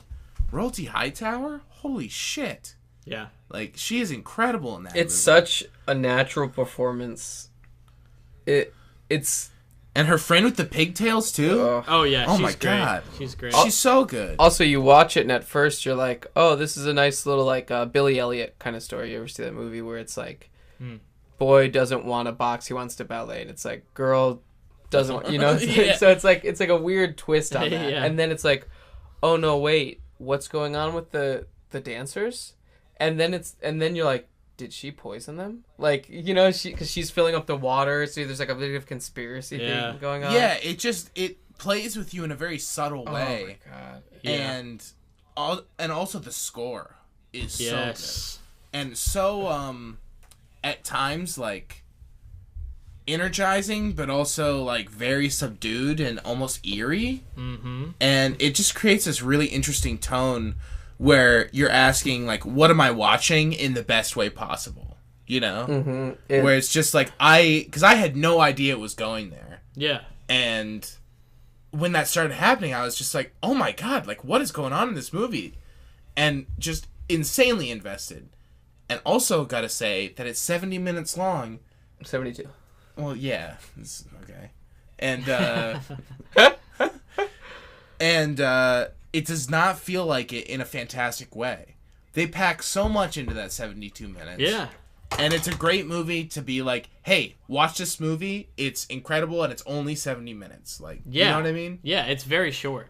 It's serious. I watched it twice. I saw it with Sean, like, a few months ago, and then I watched it twice in the past week. Because I wanted to show it to my girlfriend, and we watched it, and one of my roommates watched it, and they both loved it. And then I came home like 2 days ago, Yeah. and I was like, all right, I gotta watch something for the list. And my other roommate was watching it, and I just sat down, and I was like, I just want to watch this again. Watch it again. I gotta watch something new for the list, though. Yeah, it's like, no, just watch The Fits for a third time. It is the fucking best. Oh, and dude, now I have it on blue. Thanks to Zachy boy sending that to me. Oh, yeah. Buddy. No problem. It's a great film, man. Yeah. I don't blame you guys at all for putting it at number one. It was up there for me too. It's amazing. And like I said earlier, when I watched it, I was just like, it's almost like if I had headphones at the time, I would have like thrown them across the room. I would have been like, this is too much. This is just like too good. You know what I mean? Too good. Shut it off. Too good. After this cast, I'm going to go downstairs. I'm just going to snap the Blu-ray in half over my knee because it's too good. Just Or no, I'll take it home and I'll snap it. just break it. Trust you. Just break it. All right, guys. Yeah. Let's hear it. Let's hear that number All right, one. number one. I think I heard you say it, Zach. Arrival. Oh, yeah, I knew it was fucking Arrival. You fucking love it, bud. Dude, I love it. No, it's good. I love It's it. a West movie. It's a West movie. It is. It's a movie. Totally. It's a movie made for me. I'm sorry. It's up your alley, bud. It's right up my alley. You know, it's space. It's. I love Denis Villeneuve, that director. Yeah, he's a fucking champ. Effing killing it right now. Sicario was on your list last year, wasn't it? Oh yeah, Sicario was on my list. I love this guy's movies. Like, they're amazing. Yeah, he's awesome. It's incredibly well shot. The way the story goes is very interesting, and it's like if you've seen the movie, you know the part where they're like, "Are you dreaming?" in their language. Oh yeah, that's cool. And that's a mind fuck. It adds so much meaning once you know what that means. You know, Yeah. once you know the end result. Just as a movie to rewatch and kind of have it boil in your head. Like, for instance, like La La Land, I walked away like, oh my god, amazing. You know what I mean? But this movie, I walked away, I was like, that's pretty good, you know? But it was a movie that kind of like, it marinated in my head for months. And ultimately, I just put it there because I love the soundtrack. I love the score is incredible. And just... Did you see it's coming out on vinyl? Ooh, no, but now I need to get that. So yeah, don't worry. Yeah. Shoot you that link, bud. Yeah, it's not a movie that I would say is perfect in any means. It's not like I would say it's the best movie ever, but it's just my favorite. You know, it's awesome. I just enjoyed it the most. Like I said, it marinated. I thought about it, it's meant for me. It's a total West movie, and yeah. Arrival. How good is that thing that they go up and down on to go into the alien thing? You know that it's amazing. Like accordion thing that they go up into the spacecraft. Every time they do that, I'm like, loving it. Oh yeah, love that montage song too. Oh also, yeah. I would say one of my favorite things about it was kind of the struggles of the things being put at 12 or 11 or whatever it was, random points throughout the world. Yeah. And they're all up on those monitors, all the countries. Yeah. And then how communication between them is like between them and China and all the others. Yeah. And they're like, when one channel goes dark and then all of the channels start going. Yeah. You know what I'm talking about? Yeah. When it's like, and then all of them go offline, and then, not to spoil it, but the way that they resolve it with stuff from the future and the past, and not to spoil it, but when that giraffe flies in on the blimp. Oh, come on, man. I wish. No, it's an awesome movie, and it's one of those movies that's just so clever. It's so smart. I did not see it going that way. You know, like I did not see it ending up with that result. Like where it went, I was like, whoa, didn't even think that was like even a factor. You know what I mean? Mm-hmm. But yeah, it's the overall feeling of the movie, that movie. It creates a great tone and a great atmosphere. Yeah, totally. And like I said, he's probably one of my favorite directors right now. You excited for Blade Runner? So excited. I cannot wait. Oh man, I think it's gonna be great. God, dude. You guys, what do you think? Oh, I'm excited. We'll get into it when we talk about 2017. Oh yeah. Oh, because that's on the itinerary, right? I got that itinerary. No, I'm saying. All right, cool. Well, that's gonna wrap it for our top 10 films. Would you say that Amy Adams' performance was your favorite of the year, or who was your favorite actor in Arrival? Just curious. Oh, my favorite. Forrest Whitaker, right? A random Boston accent that makes no sense. Oh. I'm Forrest Whitaker from Boston. You're the top of everyone's list when it comes to translations. He's good. This is not the regular police. This is the alien police. Wes, I forget your stance real quick because this is really important and needs to be answered right now. Forrest Whitaker in Rogue One made the movie or ruined the movie? I don't think I'd say either one. I feel like he could have had more. He should have had more there. Should have more time. Should have more time. Honestly, I was just eating that Forrest Whitaker like a fucking buffet, bud. I would say my favorite part of the movie is when he put that breathing mask back into his chest. Yeah. That was great. The Truth Squid thing was also pretty great. Oh yeah. I loved Forrest Whitaker in Rogue One. Yeah. That's right, I'll say it. Is that your favorite performance of the year? Forrest Whitaker in Rogue One. It was either Isabelle Huppert in L or Forrest Whitaker in Rogue Forrest One. Whitaker. I don't know what my favorite performance of the year was. Oh. It wasn't on the itinerary. You can follow other things. Come on now. But do you guys want to talk about honorable mentions? Oh yeah. I know there's like a couple movies that I want to talk about that I didn't put on my list, but were really great films. Definitely. Yeah, let me hear them. Yeah, well, one of them that I struggled with for a while, it was on number 10 for a while, was Captain Fantastic. Oh, I wanted to see that. Yeah, I never saw that. Oh, I forgot to put that it's- in my list of stuff I missed. I love me some Vigo. Oh, okay. He's amazing. He's absolutely makes the movie. But it's just like a good family feel good type movie. You know what I mean? And He directed it too, right? No, the guy No. from Silicon Valley did. Oh yeah, I remembered someone. Matt something. yeah.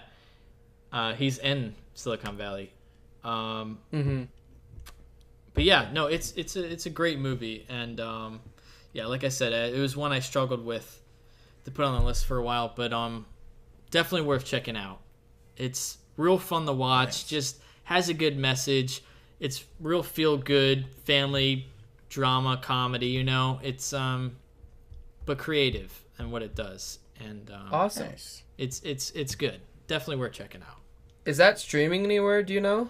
I don't know.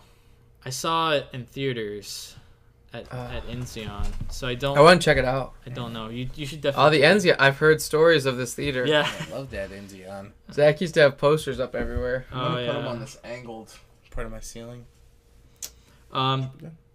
Just What else you got? just a couple other ones.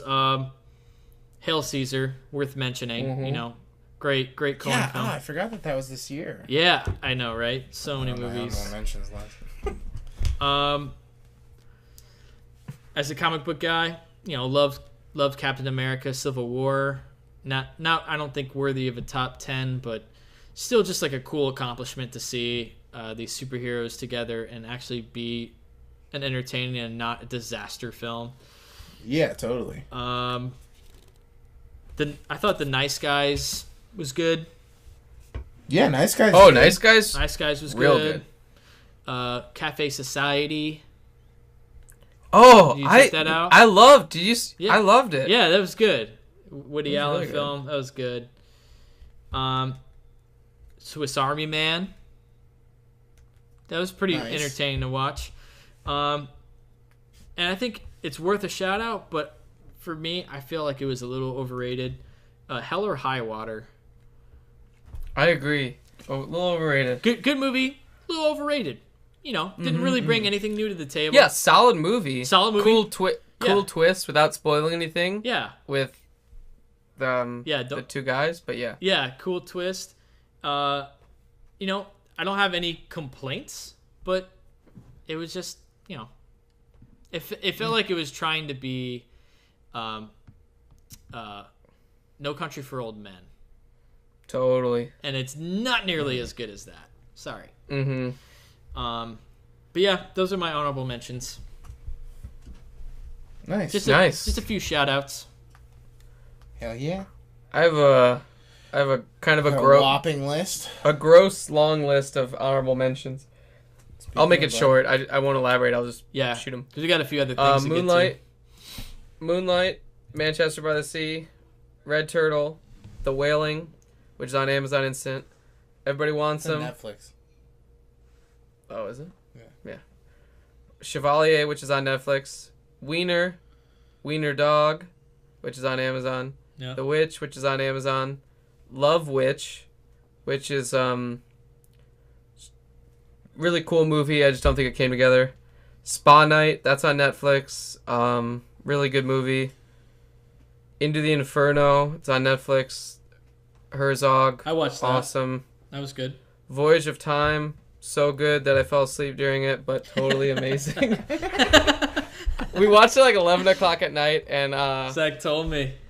I was a little bit So I was tired. a little snoozy baby. I was a little snoozy, but honestly, my last thought when I fell asleep, I think I told everyone this, I saw it with like 5 guys, was, I am loving this. Zonked. And then I fell asleep like with 10 minutes left. Yeah. It's like 50 minutes. Maybe 20 minutes left. Maybe 20 minutes. It was so good though that honestly it's some of the best sleep I got in a while. And I mean that as a compliment. Sweet Bean, which is a movie about making doyorik in Japan. That's it stars the sweet old lady from After the Storm. It's on Netflix and it's incredible. And it's beautiful and really sad at the end. Green Room.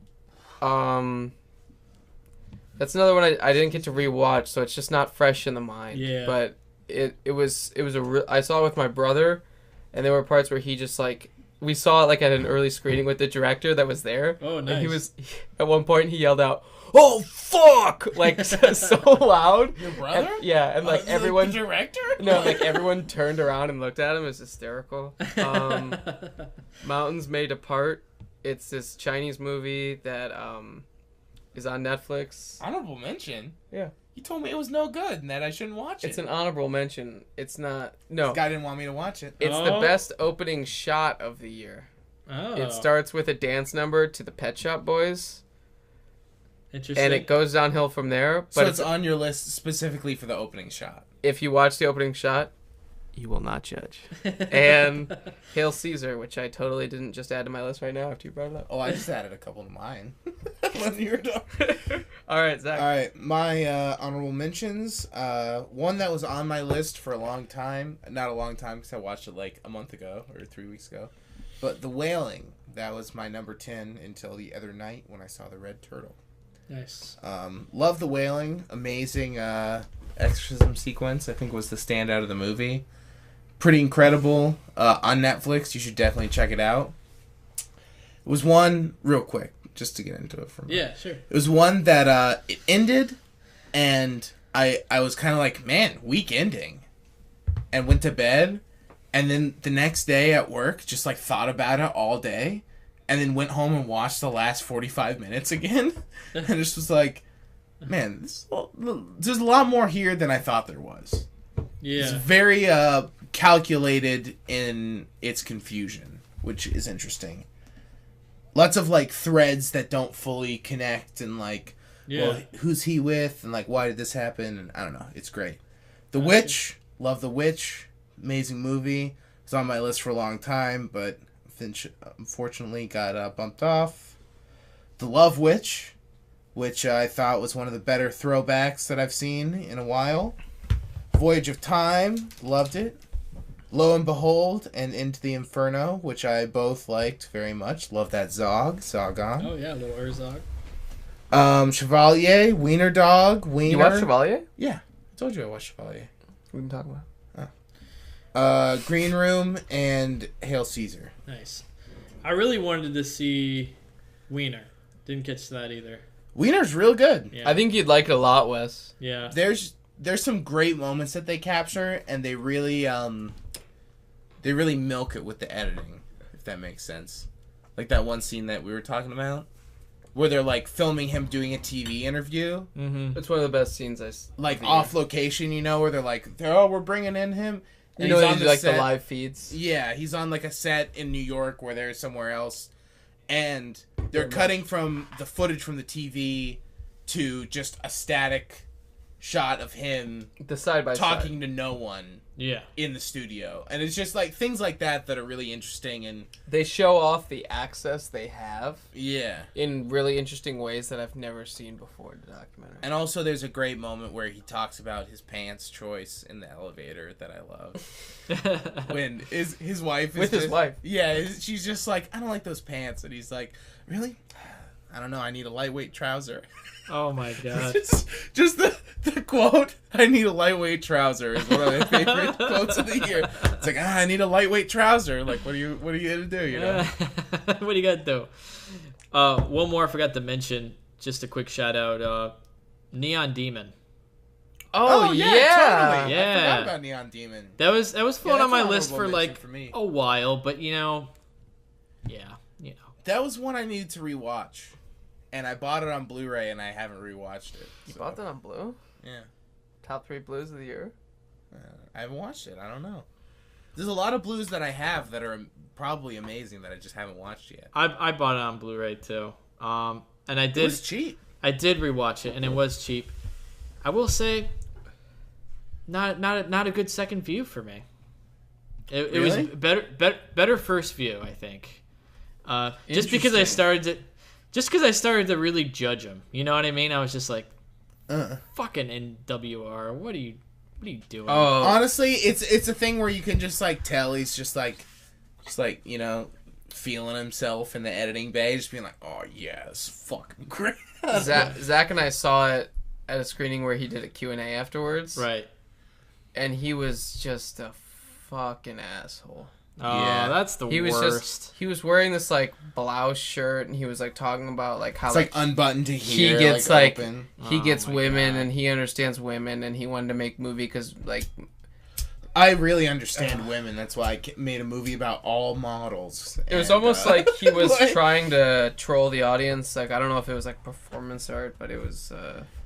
But also, that being said, I mean, I like the guy's movies. I just think he's kind of he is kind of a dick. Totally. And you know, I don't know if what he was doing like with his NWR thing and the film itself, like if it was purposefully like meant to be like devoid of anything like materialistic. It was all materialistic, but there was no substance to it. You know what I mean? Yeah, like he's commenting on this. Yeah, like is he commenting on that and doing it because he's trying to show what that's like, or is he like doing that because he just like is that? You know, like I think it's Yeah. both. I think he's doing both, honestly. Yeah. yeah. I mean, at the Q&A that we saw, he said that to him the movie was about the virtues of ego.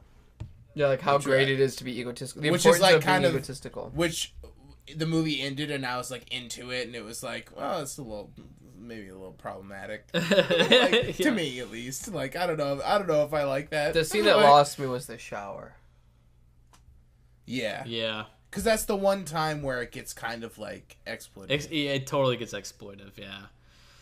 But all that being said, like, I thought it was very interesting the way it was shot. How it was like fashion Oh, ads and everything like that. Like It looks amazing. that looks cool. It looks so amazing. good. It's all like style. It's all dripping It's all and style. cool style. And the music's awesome. Cliff Oh, Martinez. Yeah. Cliffy boy. Cliff Martinez is He's a winner. just a fucking champion, man. Yeah. So, Yeah, Yeah. definitely like the Neon Demon. It's definitely good. can you believe? Don't know. Can if you I believe liked it as all much as this? Only God Forgives. What's Can you that? believe what? I said, said can I you don't know believe? if I liked it as much. Oh, you're going out of sync a little bit. I think You go, My you go, internet's you go. going out. No, I was gonna say I can't believe. Can you believe like all these came out this year? Yeah, so many movies. You know, crazy. It's insane. It's insane.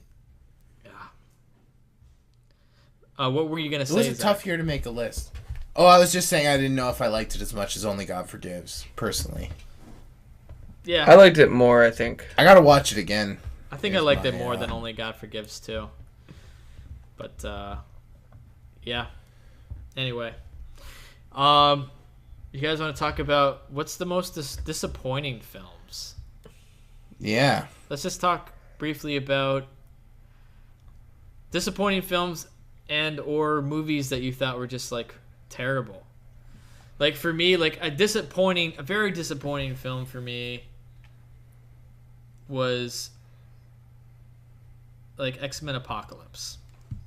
It was a movie that I agree. Yeah, it was, I didn't see it, I, but I saw it. I love Days of Future Past, and I Yeah. thought X-Men Apocalypse was going to be even better, and then all I heard was shit. And it's It such was, a it was bummer. pretty brutal. I was- yeah, it's Wait, did we review that? Or did we end up not doing it for some reason? we did like a minor review on it. Because I remember I saw it for the cast, but I couldn't remember doing the actual... I think we ended up doing it, but something happened. We ended up reviewing something else, but we did like talk about it. Yeah. And yeah, like, yeah, it was just disappointing. I mean, I kind of, based on the trailer, I didn't expect it to be great. But yeah, I was a big fan of Days of Future Past, and seeing that, I was like, oh, come on. And Okay, Days of Future Past is fucking awesome. it's so I don't really awesome. like a lot of comic book movies, just like because I didn't really read many growing up besides Spawn, but Sean was a total Spawn I was a head. Spawn head. I own issue 1, not to brag, but That's awesome. You gonna sell that on eBay, bud? it's somewhere at my parents' house. I don't know. But Days of Future Past is incredible. Yeah. The way it's able to cross-cut the future with the past There's a fucking box quote for is it. amazing. Honestly, though, when those, I think they're called Sentinels, are bursting Yeah, in, Sentinels. and then it's cross-cutting with, like, the Kennedy assassination. yeah. It's, like, truly an inspired and really good action movie. yeah. I never saw Apocalypse, but I saw, like, a scene where it's them at a mall, like, dancing to, like, the safety dance, and I was like, nope. Yeah. Yeah, It was pretty rough. It's just- it looked bad. Yeah, honestly. it looked I didn't like bad. the look of it. It looked really cheap. It's just like it was Bryan Singer, you know. He brought back with Days of Future Past. He like reset the universe. It was amazing. Things are gonna be awesome, and then he did Apocalypse. It's like, no, that's what you're trying to get away from. Like, Yeah, like Oscar Isaac was the villain. I thought it was gonna be sweet, and I just heard it was poop. Oh well, he was completely hidden by the makeup and just like, Yeah. Oh, I love robotic. Oscar Isaac. oh, me too. He was wasted though. I Do you think have any other disappointments? yeah, Ghostbusters. Ah, Never saw it. Answer the call. did you watch it in theaters or the longer version? I saw in theaters. Was an Answer the Call in theaters, or was that slapped on the B release? It's It both. was the end both. credit. It's weird end because credit. at the end of the movie of the theatrical release, it says Ghostbusters Answer the Call. But in the So weird. it's bad. It's bad. And I wanted it to be good because whatever. All female cast. This is cool. Let's try it out. They're going to do something different, right? No. It's just there's a lot of fan service and hand-holding and just very Pandering. very Pandering. stupid writing A lot of too. pandering. Yeah. Yeah. Yeah, it sucked. Not a big Feig boy. See, I like Paul Feig. Actually, I think do that too. Bridesmaids I like, but I actually really liked that Spy. Did you ever see Spy? Yeah, Spy's hilarious. I watched it on like HBO one night. Yeah, it's and hilarious. I'll admit I was a bit juiced, but I was just laughing up a storm. That's when you I it was really funny. Yeah, it's funny. But yeah, Ghostbusters, big disappointment. I think the worst movie I saw this year was Warcraft. Oh, yeah? Worst of the Wait, year. it was worse than Yoga Hosers? Okay, not worse than Yoga Hosers. Just checking. Yeah. Okay, real quick, Wes. Did you know that the cinematographer of Yoga Hosers? Do you know what else he was the cinematographer of? Oh, you didn't see the movie, never mind. I don't. Moonlight. He shot What? Moonlight. The same guy that shot Yoga Wait, you Hosers. watched Yoga Hosers? Yeah. You're kidding Wait, you me. didn't tell me about that. Oh, yeah. I turned it off after 30 minutes.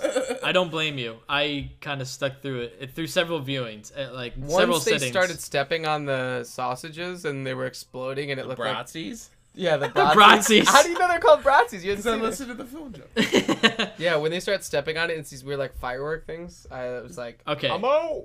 Yeah. All right. Yeah, that was the worst. So your worst movie of the year? Was that? Go on. But also Warcraft was pretty terrible. It's pretty brutal. I hated it. I didn't like it. It was bad. It is pretty brutal. Just the CG factor was like too high. It's like I am literally watching a video game cutscene for 2 hours. Yeah, like, what am I doing the story here? made no sense at all. I know. Yeah. I think Hacksaw Ridge is kind of in there too. Yeah, I don't. Well, that's a good segue. Was that your last one? That's the last one I'll say. Sure. Oh no, if you have more, keep going. I mean, Yeah, keep I have going, a bud. few. Assassin's Creed was pretty disappointing. Oh, you saw it? Assassin's I Creed? did. haven't heard anything about it. I watched it because I played. Mikey Foss not going through? I've played a lot of the games. Yeah. And I went into it. I wasn't expecting it to be good, but I was expecting it to be, better than what I saw. And it's just fucking stupid. It's just really stupid. The story is terrible. The script is just god awful. These great actors are completely wasted in the film. And they like in the video game, the animus that you are used to place yourself in the past through your bloodline or whatever. They use like this huge robotic like thing where like Michael Fassbender's like this. He's like dancing around this room, flying around the room, actually doing the moves that the guy in the past is doing. Is it cross-cutting between them? It constantly cross-cuts between them. Oh my god. It's terrible. Is it so bad it's good or no? No, just bad. Just really bad. Oh. Bummer. Batman vs Superman. Another bad movie. Yeah, Did you that see movie was the steamy. extended cut? I didn't see the extent. I don't know if I want to. Yeah, it's like See, that's the only version I watched. Oh, really? And it was bad. Yeah. It's like I don't know if I'm willing to give a chance on this movie to spend like 3 hours watching a movie that I did not like at all again. Yeah. Like, I will to see if say, it's slightly better. when I saw it, it's not like when I watched it, it made sense. I listened to your guys' review on Let Us Rant About Movies, and I saw that. You're calling it lettuce rant, bud. What is it?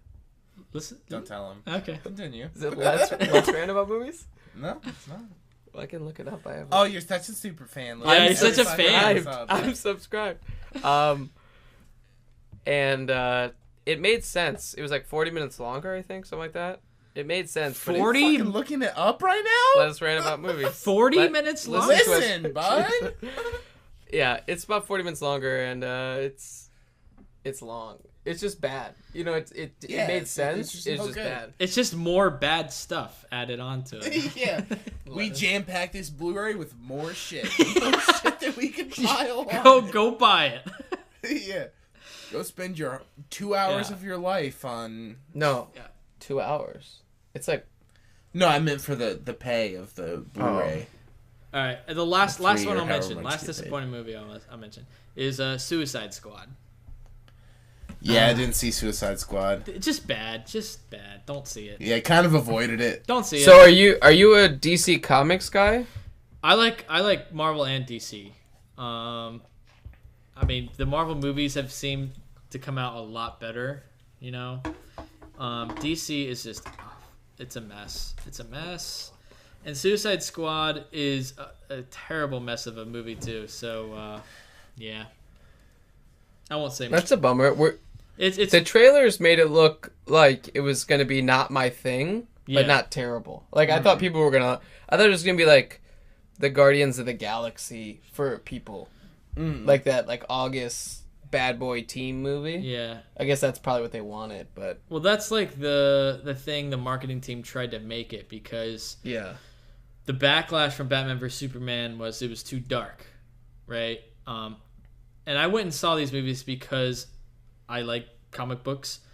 They're not necessarily my thing, but I'm curious. I'm like, oh, these are characters I know. I want to go see them, you know? Suicide Squad, wasn't expecting it to be good. Went to go see it because I was curious. Heard Batman was in it. Love Batman. And, yeah, he's in it. He's probably the best part of it. And, yeah, just every character is terrible. The script makes no sense. What the problem with Suicide Squad was because of the backlash of Batman vs Superman being too dark. They had a cut of Suicide Squad which was actually dark. It was a dark film. And they're like, "Oh my God, no one likes dark anymore. I don't know what to do." So they had the team who made the trailer, which made it seem like a completely different movie, like this fun, hyped up, oh action, oh yeah, this could be funny and hilarious. They had the trailer company have a new cut of the movie. And What? Does the trailer company cut movies, or is just like they just hired them to do it? they hired them to do it. That is fucked. Yeah, So seriously. they took that and melded it with the director's cut. And that's the final cut of the film. The theatrical release. And Weird. you can tell it is a mess. It feels like a rough cut. Like it should not have been released at all. The editing is horrible. And at the last minute you could tell they bought all these like 70s, 80s hits films, you know, like Queen and like you know, all the fun songs you hear in the trailer. They bought all these films and it's like back to back to back to back to back songs that just feel like it's like an 80s radio station. You know? Bummer. Yeah, anyway, it's terrible. That sounds bad. It's really bad. Not even worth watching. Don't watch it. I won't. Thank you. Yeah. What about you guys? What are some disappointing movies, bad movies you saw? I don't have like a worst of the year list, but I do have disappointing ones. For me, that was a movie I was really looking forward to because I listened to a Howard Stern 4 years ago, where when I used to listen to Stern all the time, and Seth Rogen was on, and he was talking about how he showed the animatics to Sacha Baron Cohen for his animated movie, and he said it was the craziest movie he's ever seen. So I was like, it stuck in my mind for 4 years, and then I saw it, and Sausage Party was just a big old piece of shit. I didn't laugh once. The racist jokes were not funny. I laughed a bit. Oh, I mean, I've got an argument with my brother. He owns like the T-shirt from the convenience store. He loves this movie, and it just didn't connect with me. I don't know. It might have been because we saw it at the City Theater that was like $19 a ticket. So I was steaming. So you're just steaming the whole movie, like, but 20 but I don't know. It's for me. I'm like big on rules, and like the whole time it's like the food can talk, but other things can't talk. And then all of a sudden the condoms were talking, and I was like, condoms aren't food. It was just it bothered me. Like it's just the universe was just not well established.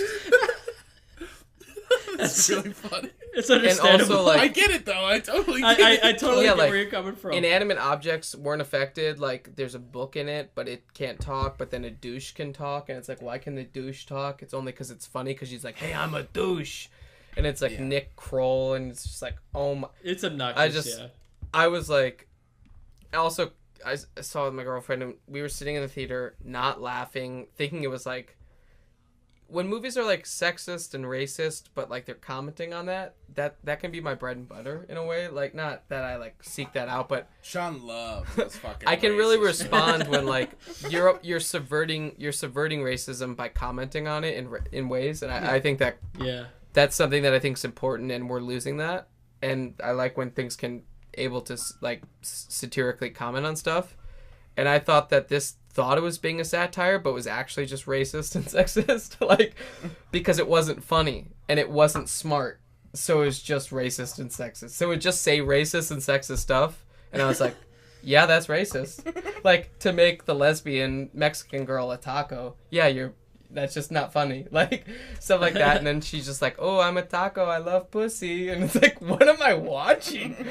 I really hated Sausage Party. I thought it was gross and not funny. And didn't see it. And I love stuff that's gross and funny, so its biggest crime was being not funny. Also, I love the first 3 movies, so I thought the return of Paul Greengrass and Matt Damon to the Bourne franchise, I was very excited.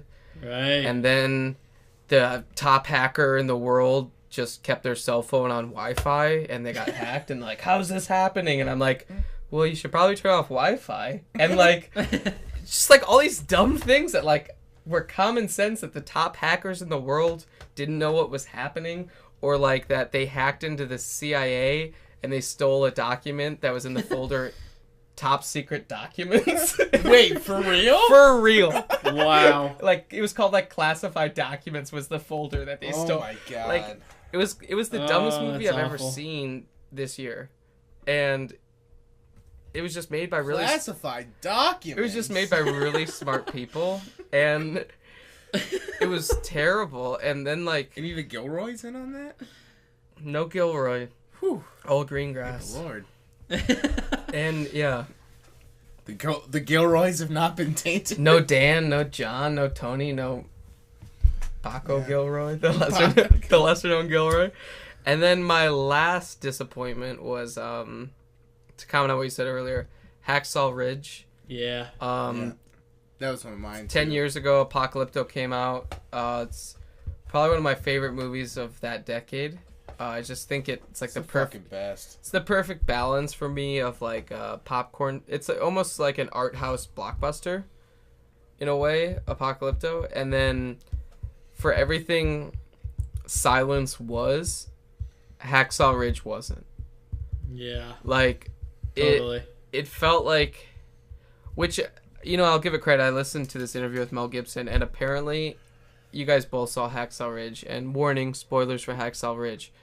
But the end of the movie, he gets on a stretcher, and then some guy runs for the Bible through the battlefield, and I remember just hating that. Oh, yeah. And apparently not only did that happen, but he had a leg that was like blown off or torn up, and then some other guy got hurt. he jumped off the stretcher, made that guy get on the stretcher, and then he army crawled through the battlefield and got shot 3 more times and kept crawling. And they cut that out of the script because it was so unbelievable, but that's what actually happened. So apparently some of the stuff that I thought was so ridiculously over the top was actually it's the only true story I know that underplayed stuff. So like, you know, maybe it's just like was like a really freakishly weird story, but I just thought it sucked. Yeah, it was too much. It was Hugo Weaving and like. And Mel Gibson's talked in interviews about how he had like half the time to shoot it that he wanted and half the budget. And to be honest, I think I feel those things pretty heavily. It feels rushed. Definitely. You can definitely feel that. Yeah. It feels cheap. It does feel cheap. The way that the fact that they kept it with that cliff thing, which I know they had to do, but that whole cliff was like CG. So every time they lowered people down from the cliff, it was like gross and like I don't. It's just like. It sucks that, like, you see a lot of talented filmmakers as they get older and become irrelevant. They just don't have the pull that they used to, so they can't get the budgets. Scorsese's lucky in that regard. But, like, obviously Mel Gibson kind of did his own undoing by being, like, a racist asshole. You know what I mean? But, like, I felt like this movie, they shouldn't have made it. Because it just felt like, sometimes, you know, it's like, people get budgets and they go, well, we can't make it for that kind of money, and they don't make it. Yeah. This felt like one where they're like, I guess we'll try anyway, and they just shouldn't have tried. That's how I feel on it. Should have waited. I don't understand the Best Picture nomination. I don't People love it. I don't think it will get nominated. I think that's just hype. Honestly, nominated for the Golden Globe at least. Yeah, but The Tourist with Johnny Depp was nominated, so that's true. That's true. Yeah, who knows? Sun doesn't forget. I feel like, you know, that's one of those movies, though, it's like, I don't know, win Best Picture, I don't care. Then Mel Gibson will get to make the movie I actually want him to make. You know what I mean? Sure. Fair enough. Yeah, but it doesn't deserve it. It doesn't deserve no. It does not deserve it. I feel like the movie I want to win Best Picture never does, though. Do you feel that way, Wes? Or do you feel like you get lucky sometimes? No, I mean, I agree with that. I agree with that. Then again, it's like if Moonlight wins, I haven't seen it, so I can't really comment on it, but I kind of feel like it's going to. Because I feel like it has everything going for it, you know. But we'll see. We'll see. All right, so I'd say one of mine was definitely Hacksaw Ridge. Very disappointed in old Mel. I have 2 more. One was Knight of Cups. I was very disappointed in Knight of Cups. I don't care that it's about a hedonist. Sure, doesn't mean that makes for a good movie for me. It was just a rich guy in a Levi's commercial dancing with a bunch of topless women and being sad, and ridiculously skinny women. Yeah, I like badly skinny. Really? And it was that, and then it would cut to him walking 5 paces behind an underused actress who was barely a character. Yep. And then they would play on the beach, and then it would be something else. And it was so repetitive, and I understand that the argument can be made that that's intentional, and that he's repeating himself, and I just didn't care for it, and I was very disappointed in old Terry. I'm glad that he came out with Voyage of Time this year, because otherwise it would have been a downer Terry year, and I don't want a downer Terry year, because I love me some Terry. I'm concerned for his future. You know, I think Voyage of Time is something that it totally belongs in his realm, but like I feel like he's just slowly descending into his own asshole. Yeah. Yes. Yeah, kind of. Yeah, he's becoming a parody of himself. You know. He's got another movie coming out in 2 months. Yeah, the Austin music scene run, right? I'm excited. Honestly, it's a make or break Terry right here. It is. Because, like... Is it really? To the wonder... Is it really? I mean, I'm going to see all of them anyway, but that's beside the point. To the Wonder, I feel like, was fine. It was like a little too much of what we've seen before in like a new under a new title, which like it was okay. It was like, okay, that was fine. Like, it's cool that he pooped this out so quick. If I waited 3 years for this movie, I would have been pissed. But it kind of came out of nowhere. We just pooped it out so quick. Yeah, he pooped it out so quick. And then I don't know, to follow it up with Knight of Cups, which I just like really didn't like at all. It was kind of a huge bummer, especially because it starts so strong. And there's this really cool stuff in the beginning. The and faces, like, yeah, these like painted faces and this like weird like stop motion thing. And like, I was like, oh man, this is going to be fucking awesome. And then the next 5 minutes happened and I was like, okay. And then that same 5 minutes happened the rest of the movie. And I just like did not care for it at all. I will say, Zach and I saw it together. It's the most walkouts of any movie I've ever seen. Yeah, a lot of walkouts. Over half the theater left from when the movie started till when Really? it ended. Yeah, because it's Wow. not good. That's why. And I don't. That's why I'm not really in a rush to see it. You know. I don't think you really need to. Yeah, I would just don't taint the Terry. Just don't watch it. Really? Well, maybe you could Yeah. see it like if you were Just like... watch Voyage of Time twice in a row instead. So watch what instead? Voyage of Time twice. Oh yeah. Yeah. I would seriously rather watch Voyage of Time twice, back to back, immediately, than watch Knight of Cups again. It's so fucking boring. I was so bored during that movie. To the Wonder is extremely boring.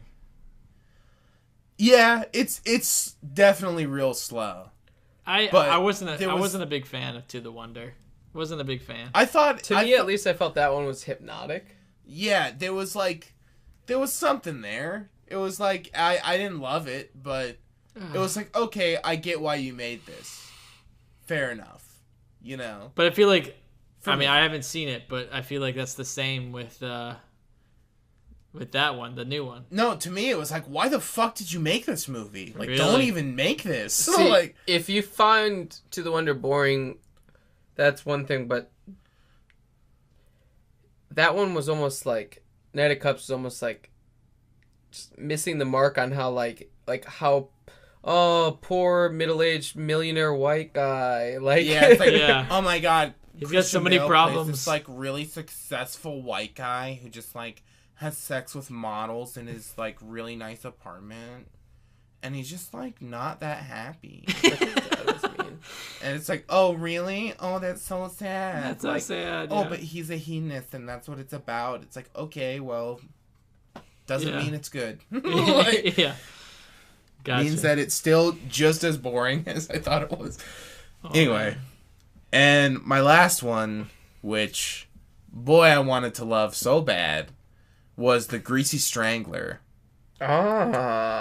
which I had heard about in the festival circuit, and I had seen some stills, and it was the older character with like the white hair and the pink turtleneck, and I was like, oh man, I really want to see this. First trailer came out, and I was like, fuck yeah, this movie looks great. Honestly, first like 45, 50 minutes, loving it. Holy shit, this movie's fucking amazing. I'm loving it. And then it just took the biggest nosedive. Until the love triangle. It's awesome. Yeah. It's really great. It's super funny. It looks good. The performances are super weird and interesting. And it's a great comedy with an interesting execution that can be comparable to a lot of things and a lot of different filmmakers around, but nothing quite like it. It's an interesting, like A little bit Quentin Dupieux. pretty Quentin Dupieux, kind of Jared Hess a little bit too, Mm-hmm. Interesting. and like, but also like throwing in some stuff that like I'm not really seeing, like an old man complaining that there's not enough grease on his sausage. Just like, I don't know. See, that feels a little Jared Hess, but the dicks. Yeah, there's so many great dick shots in this movie. Oh They're my It's God. fucking amazing. There's these outrageous dicks made out of paper mache that probably have at least 10 minutes of screen time. At least. Minimum. So 10 many minutes? dicks in the movie. It's fucking amazing. Honestly, watch this movie and just like set an alarm for 50 minutes, and when that happens, just shut it off, and you'll love it. Like, I feel like I'm gonna make a fan edit. You'll love it. I'm gonna make a fan edit where I just cut it off at 50 minutes, and it's gonna be it's my number one of the year. Yeah, this is Zach Nip for 50 minutes. I was watching it going, this is pretty good, but Zach was sitting next to me like. I was fucking I don't want to dying. talk out of turn. He had a full erection. Zach had a full. I was fucking dying. I was loving it. That's So hilarious. much just like goofy repetition and like stupid sentences. Like everyone's just calling each other bullshit artists. You're a bullshit artist. Hey, bullshit artist! No way! You're Hey, a bullshit You're a artist. bullshit artist.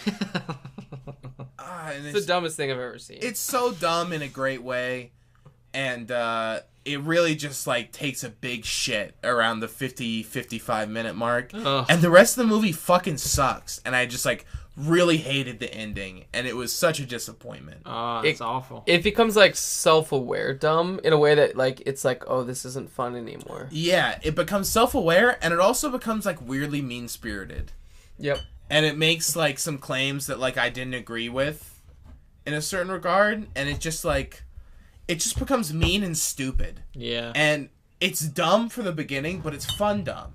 And it's like, this is dumb. This guy is covering himself in grease while he's naked and murdering people. It's so stupid. But Wow. it's taking itself seriously in a weird way. And that makes it fun. You know, it's the dumbest concept for a movie I've ever heard. An old man with a giant cock, like, murders people covered in grease. Like, What's ridiculous?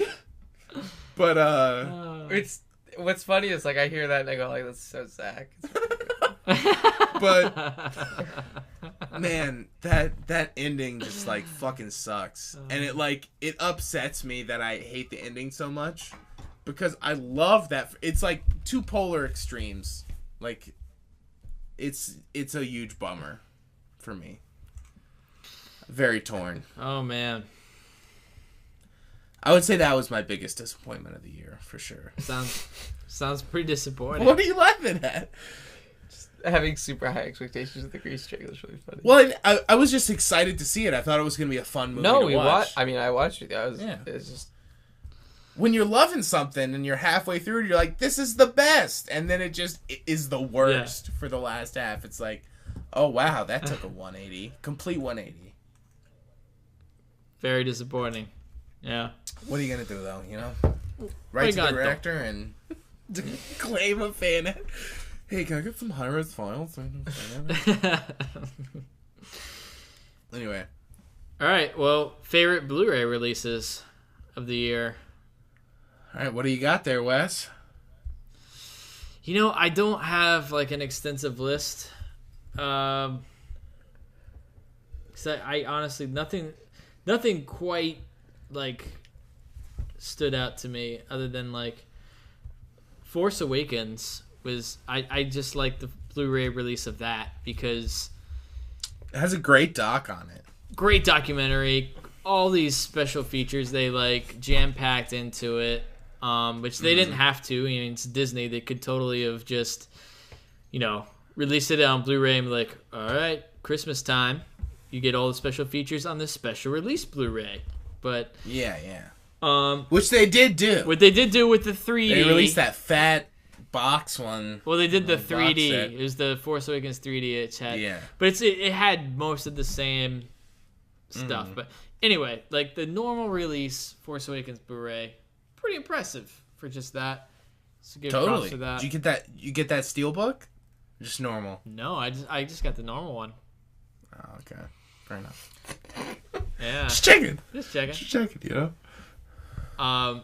But speaking of Blu-rays, I did just pre-order Arrival on 4K Blu-ray. Ooh, you a 4K baby? Oh yeah. Guess what, guys? I'm making the jump. Making the jump. no way. Dude, about 2 weeks ago, I was about to make the jump, and I pussied out. Well, this gets into the 2017. Yeah. Yeah. We'll get to that more later. So wait, did you get a 4K player? I traded in my Xbox One for the Xbox One S, which is Nice. a 4K a smaller Blu-ray one player. with the 4K. Yeah. Now I just need the yeah. TV. When are you getting the TV? Well, supposedly there's some sales going on at the end of the month, right before Super Bowl. Oh, that makes sense. That's when my parents got their Yeah, TV so I'm coming gonna do the sale then, and then I'll have some 4K Blu-ray action going on. You know. Nice, dude. What- I've been thinking about So, it. Arrival's your first 4K, huh? Yeah, I pre-ordered. I was like, they'll make a pretty good one. It's your number one, man. You yeah, gotta own that hey, shit on the yeah, it's tip my top. number one. And that's gonna look pretty fucking sweet on 4K. It will look pretty freaking sweet on 4K. So, what size so- you going on that TV? Yeah, what do you I'm What are you thinking? I'm thinking 55 inch or 60 inch. One of those two. Ooh, nice. And then you go in Yeah. HDR? Oh hell yeah, HDR. Oh, Gotta whoa. get the HDR. I mean, You're gonna have to send some gotta sample future-proof. stills. Oh Yeah. yeah. I already did some research. HDR. I'm gonna get that Dolby Vision action. Little Oh, Dolby Vision. wow. Yeah, Dolby Vision, HDR, smart 4K TV. That's what I'm looking at. Like I'm thinking of the Wow, shit, man, you're upgrading. the LG model. Oh, with those Big true time. that true LED. mm-hmm.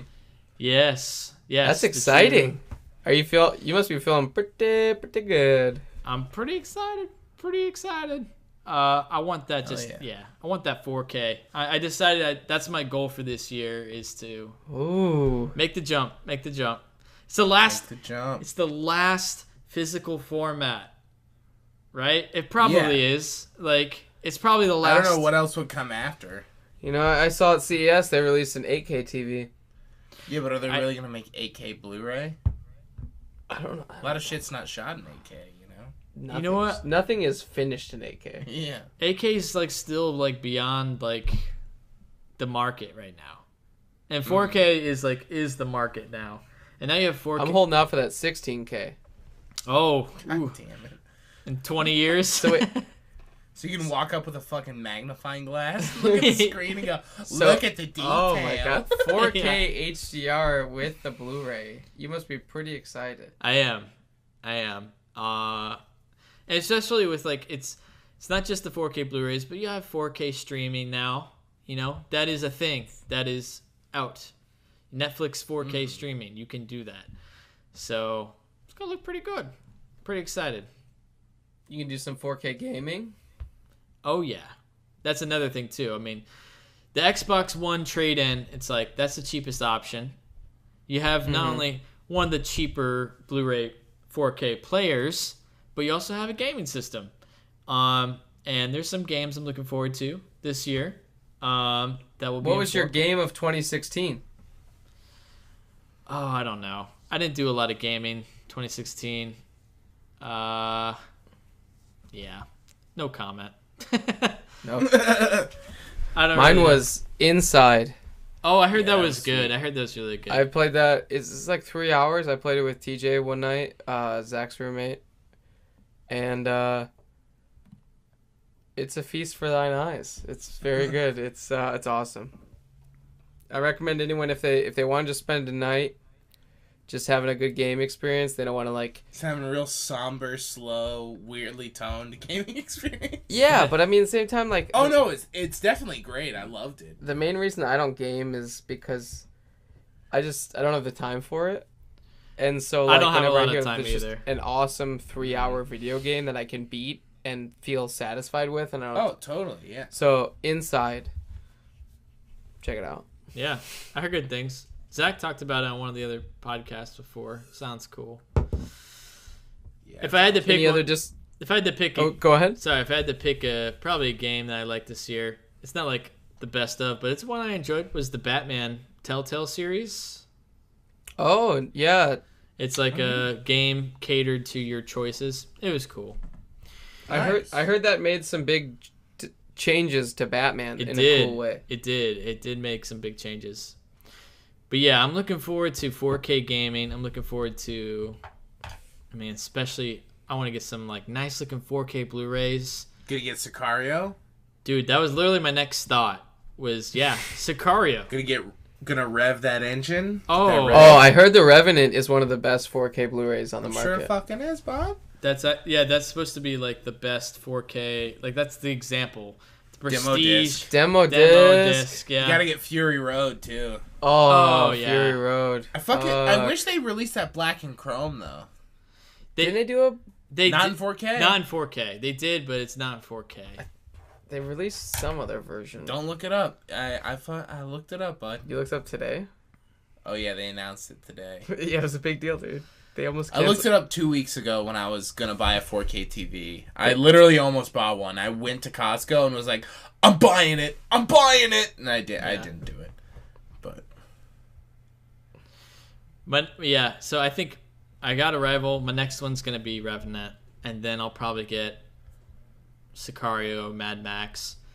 It's like I'm only gonna get 4K Blu-rays in movies that like absolutely demand it. You know what I mean? yeah, Like, totally. I'm not gonna get Sausage Party in 4K, which is available. Neon Demon would be a good 4K. Yeah, that would be a pretty good one probably. No, it's a great thing about the 4K Blue as well. What's that? Region free. Yeah. Oh, is it? It is. Ooh. Yeah, there are no region codings with UHD, so Ooh. you can get any UHD from around the world. Fucking playing in your plan, bud. Are there any from around the world? Yeah. Neon Demon's out in England, I think, but not here. 4K? Saying. Yeah. Oh, interesting. Interesting. Well, Maybe not England, somewhere. Maybe Germany Nope, or you said something.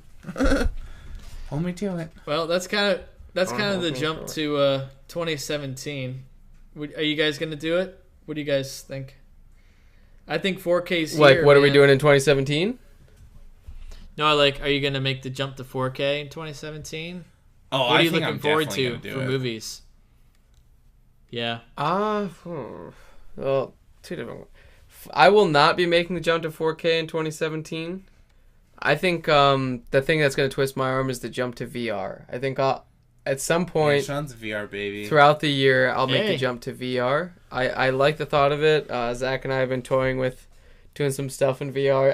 I'm very intrigued by VR. I don't think it's the future, but I just think it's something fun to do. It is interesting.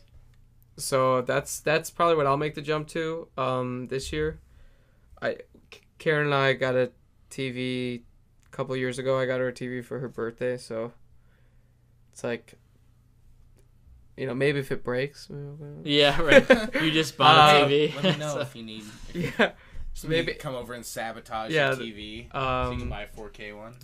But as far as 2017 movies, I really didn't do any research for what's coming out. One thing that I think could make an interesting discussion point, although, should we go back to the Blu-rays after? For 2017, Blu-rays, yeah, but it doesn't matter. I just saw today. I was talking to Zach about it briefly, but the Coen brothers announced they're doing a TV show Yeah, I saw that. / movie. Yeah. And I think it's an interesting thing with where the industry's heading. I think a Totally. lot of people are doing stuff. You look at like in my top 10, I think there were like 3 movies that came out from Amazon, which means they have like a very short theatrical and then come out on Amazon. Yeah. I know Patterson, Handmaiden, and Manchester. Bummer though, they're really shit blues. Yeah, they don't do good blues because they Wiener Dog blue is shit. Is it? encourage people to buy. Yeah, it's not very good. Yeah. Uh-huh. And so I think that it's interesting to see the industry that we all grew up on watching in the theater.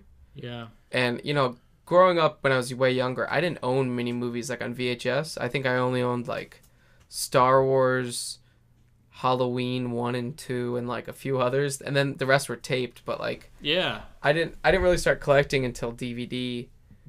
So Same for me. I think it's going to be switching to streaming services where before is like what's going to end up on there.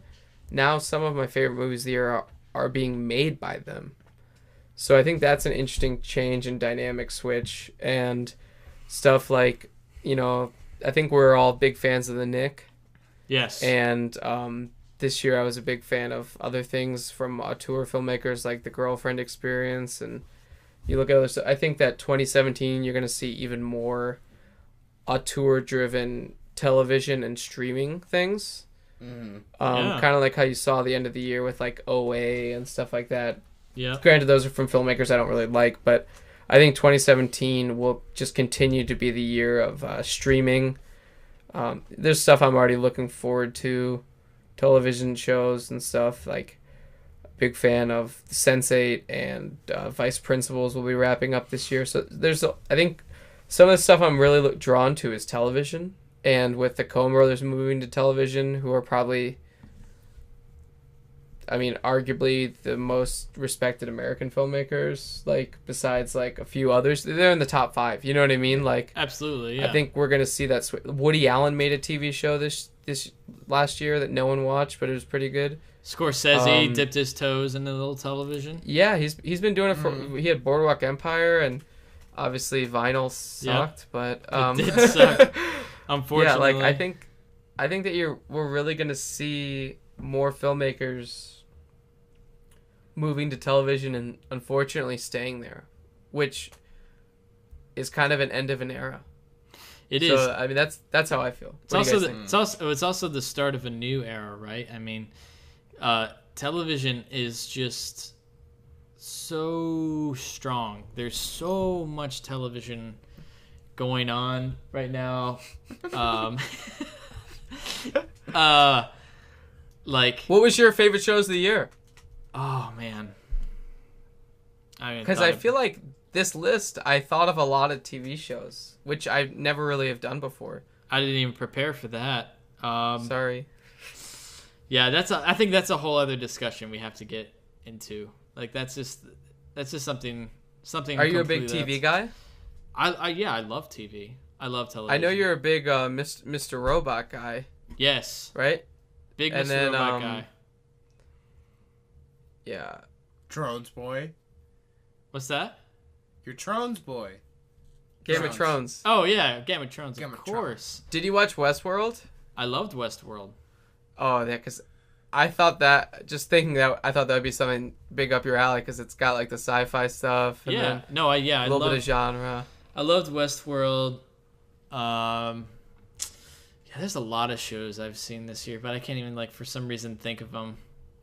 It's hard. It's like, were you a Stranger Things guy? Yeah, I love Stranger Things. I started the OA, didn't finish it. Started a show called The Crown. Do you like Master of None? That came out this year. Did it? I don't think it did. Did we look it up? I thought it came out in 2015. Oh, am I thinking September, Baskets? October.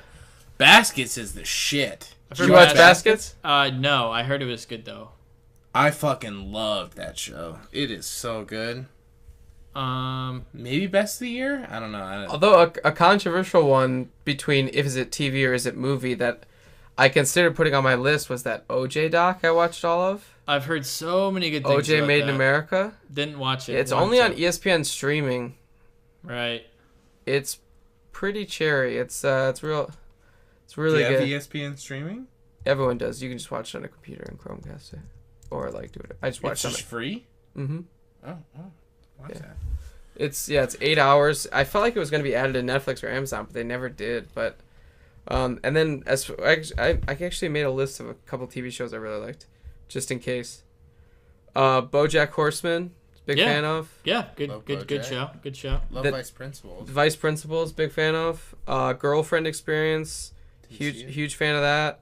Red Oaks is a show I really like on Amazon, and then Baskets and The Night Of I really got sucked into. Night Of was good. I didn't finish it either. It's another one I just started, didn't finish. But I saw 2 episodes. And what I did see was great. The first episode was awesome of The Night Of. That was good. Oh yeah. That was good. I like the feet stuff with John Turturro. Yeah. Love it. Yeah, so I think 2017 will be the year of continued migration to television and streaming. Mm-hmm. We'll see some more major players. I mean, I never thought the Coen brothers would switch over to a television/movie format, and they're doing it. I feel like we're going to see someone that I could see doing a really cool show would be like Richard Linklater. I feel like he could be born into like He would honestly be a really good doing person to do like TV. 4 episodes a year of a show. I would like to see an episodic Richard Linklater show. That'd be very interesting. You know what I mean? Like a Boyhood or like a Before Midnight. That's like Yeah. shows people like each season's a year and it lasts for 10 seasons and it's 10 years and you show the past. Like I feel like that's just like very much how he operates and thinks. Mm-hmm. Do you guys like Atlanta? Yeah. I really liked Atlanta. That's one I'm almost done. I'm going to finish. I didn't finish that either. That's a good show. It's good. It's real good. Silicon Valley is great. Yeah, Silicon Valley's a solid show. Veep's a solid show. I Veep's like good. Girls. I mean, there's a lot of show. I think, if anything, there's too much television where like I feel like There every is. 2 to 3 weeks I'm like inundated with did you watch this or did you watch that and I'm a sucker for it. Me and my girlfriend, we love to just kind of sometimes just sit down and just like watch a whole show. Like we just watched all of like Search Party, that TBS show, in like 2 days. It's like 10 episodes that are like 20 minutes each, so you can finish it in a few hours, and it's just like it's got that every episode ends in a cliffhanger and it's funny, so it just immediately hooks you in, you know? It's not great, but it's just good enough. I feel like that's a lot of television. It's just good enough. Yeah, yeah. One show I've become very much, well, not obsessed, but I like a lot recently, which is Man in the High Castle. Oh, the Amazon show. Yeah, it's super awesome. It starts slow, starts a little rough. It's a lower budget, but once you get that in the first season, it's awesome. And then the second season, they have way more money. It's shot better. You know, it's a huge improvement. I'll admit, I watched the first episode and I thought it was a little low budget. So to hear that it gets better, is more intriguing. Yeah, it does. Because I'd watched the first episode, I took a break from it, and then someone told me, "Hey, keep watching it," and it is worth it. The end of season 1 is awesome, especially if you're getting into like Japanese culture, Sean, and like nice, real good stuff. And season 2 is just I'll have to check it out. Season 2 is like, boom, even way better. So worth getting to that point. Nice. Totally. Nice. I feel like Amazon, because they have that system where they do just the pilots and then they get like low money, and then if they get approved, they do a whole season and they wait a year. A lot of times I'll watch the pilot and I'll like, oh, that's not that good, and then it'll get way better. Like Red Oaks is another one of those shows for me where the pilot is kind of just like an 80s spoof, and then the rest of the season is a lot better, and then season 2 is it's even better than the first is season, definitely a step up. So Yeah.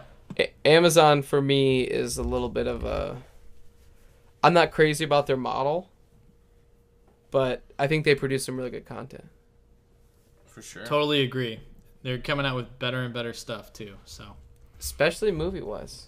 yeah.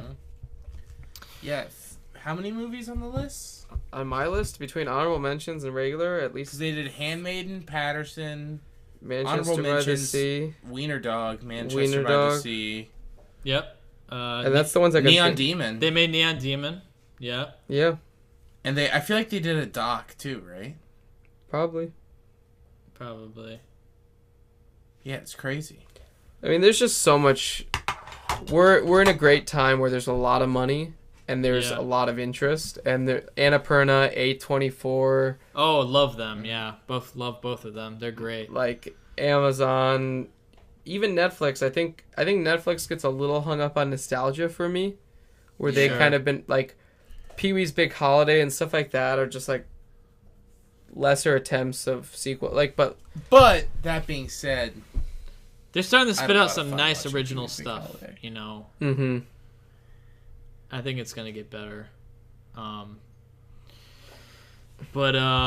Yeah, I think we're coming up on 3 hours, guys. So, is there any other wrap up thoughts you think? I think we should maybe come to a close. That's kind of like what we're looking forward to 2017. we didn't get to do our blues, so I'm just gonna list them real quick. Go ahead, Zach. All right, 3 blues that came out this year that are amazing. Live and Die in L.A. by Shout Factory. Great Transfer. Did you watch it yet? Have not watched it yet. I will watch it. Yeah, Great, I got you. Great Blu-ray.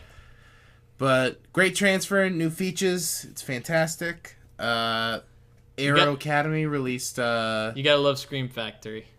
Oh, yeah, they're great. Yeah.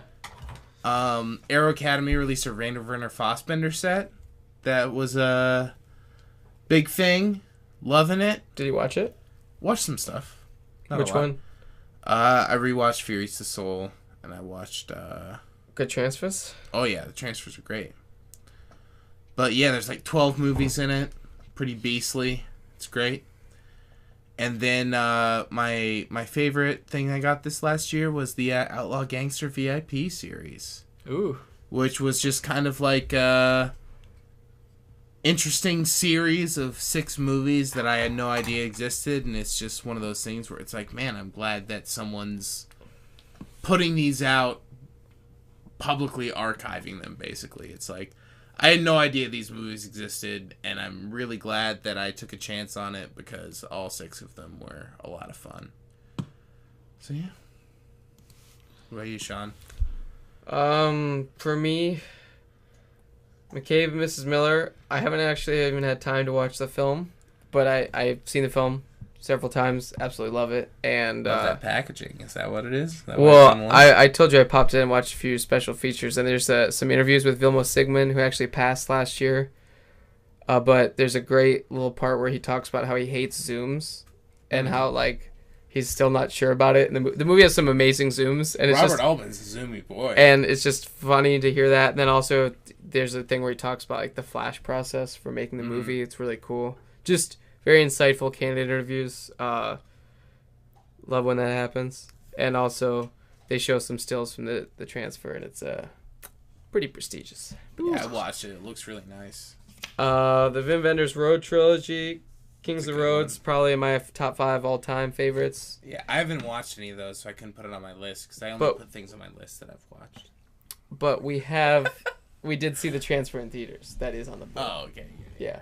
For sure. And then also, I did watch a quick short on it about the restoration, and it was very exciting. And I haven't even listened to it yet, but there's a commentary by Wim Wenders on Kings of the Road, so that's something that I actually just need to sit down and watch. I've been a bad boy on watching special features. And then my number 1 is A Brighter Summer Day. It's an Edward Yang movie. It's a movie that had never come out in America, and it's probably my favorite thing I watched last year. And More Than the Fits. And it's almost 4 hours long. It holds your attention the whole time. It's a coming-of-age movie. It's an Elvis appreciation movie. It's a murder mystery. And it's the first movie I've ever saw that made me like Elvis. Never really a big Elvis guy, but I really liked it. Nice. And then it also comes with like a full play that he did from the early 90s that they filmed with subtitles. That's very exciting, as well as the movie's very rooted in historical context for the 60s. And there's a whole 2-hour doc about the context of when the movie came out to help you better understand the movie, seeing as it's about Thai politics. Mm. So, like, I think that's a really cool thing that it helps to give you the context. So those are my top 3. Nice. Very good. Yes. Yeesh. All right, man. Well, yeah. Any wrap-up thoughts, you guys? This has been, I think, a pretty good episode. Definitely. Thanks for having me on again. Yeah, dude, I appreciate it. Great having you on again. Yeah, I mean, I could keep talking on and on about stuff, but it's what, like 11:30 there? Yeah, it's 11:30. Yeah. It's getting a little late. We're running on 3 hours. It's about to be our longest podcast ever. Plus, I don't know about you boys, but I'm pretty tanked. I am too. So, yeah, I'm feeling good. Oh, you're feeling good? I could party. When we meet, you said you were drunk, dude. It's worn off. But it was a really good episode. That sounds like we pee together. I'm glad we got our top 10s out there, finally. It's like for sure. Kind of like a relief, you know? It's like, it's done. In 2017, can't wait can't wait to see what's ahead. You know. Definitely. I think we're gonna have some good movies. Do you have a most anticipated? Blade Runner, for sure. Oh, nice. Blade Runner. Star Wars Episode 8. Really excited. Star Wars Episode 8. I think it's gonna be real. That I'm for very me. excited. I'm is pretty a make or excited. break. Pretty excited. Yeah, it is a make or break. You're totally right, because if it's just Empire Strikes Back, I'm going to be so pissed. I think it's gonna be so good. I have total faith in Rian Johnson. I do too. It will be good. It will be good. I think it's gonna be the best Star Wars. Yeah, that's right. Oh, wow. I think it's gonna be the best Star Wars. I hope so. I would. Yeah, that would I would be be amazing. happy. I'm calling it. This time next year, it's on all 3 of our lists. Bold claim, but I'll make it. I would love that. I would love that. But yeah, so that's gonna wrap it up.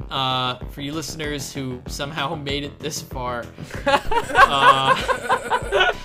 thanks for listening. And you can find all of our episodes on iTunes, Google Play, Podomatic, YouTube. You can follow us on Facebook and Twitter. And you can email us at listentousrantaboutmovies@gmail.com. Thanks again, Sean, for coming on. It was awesome. Thank you for having me. Seriously, Wes, Zach, thanks so much, guys. And yeah, till next time, guys. Till next time, man. All right.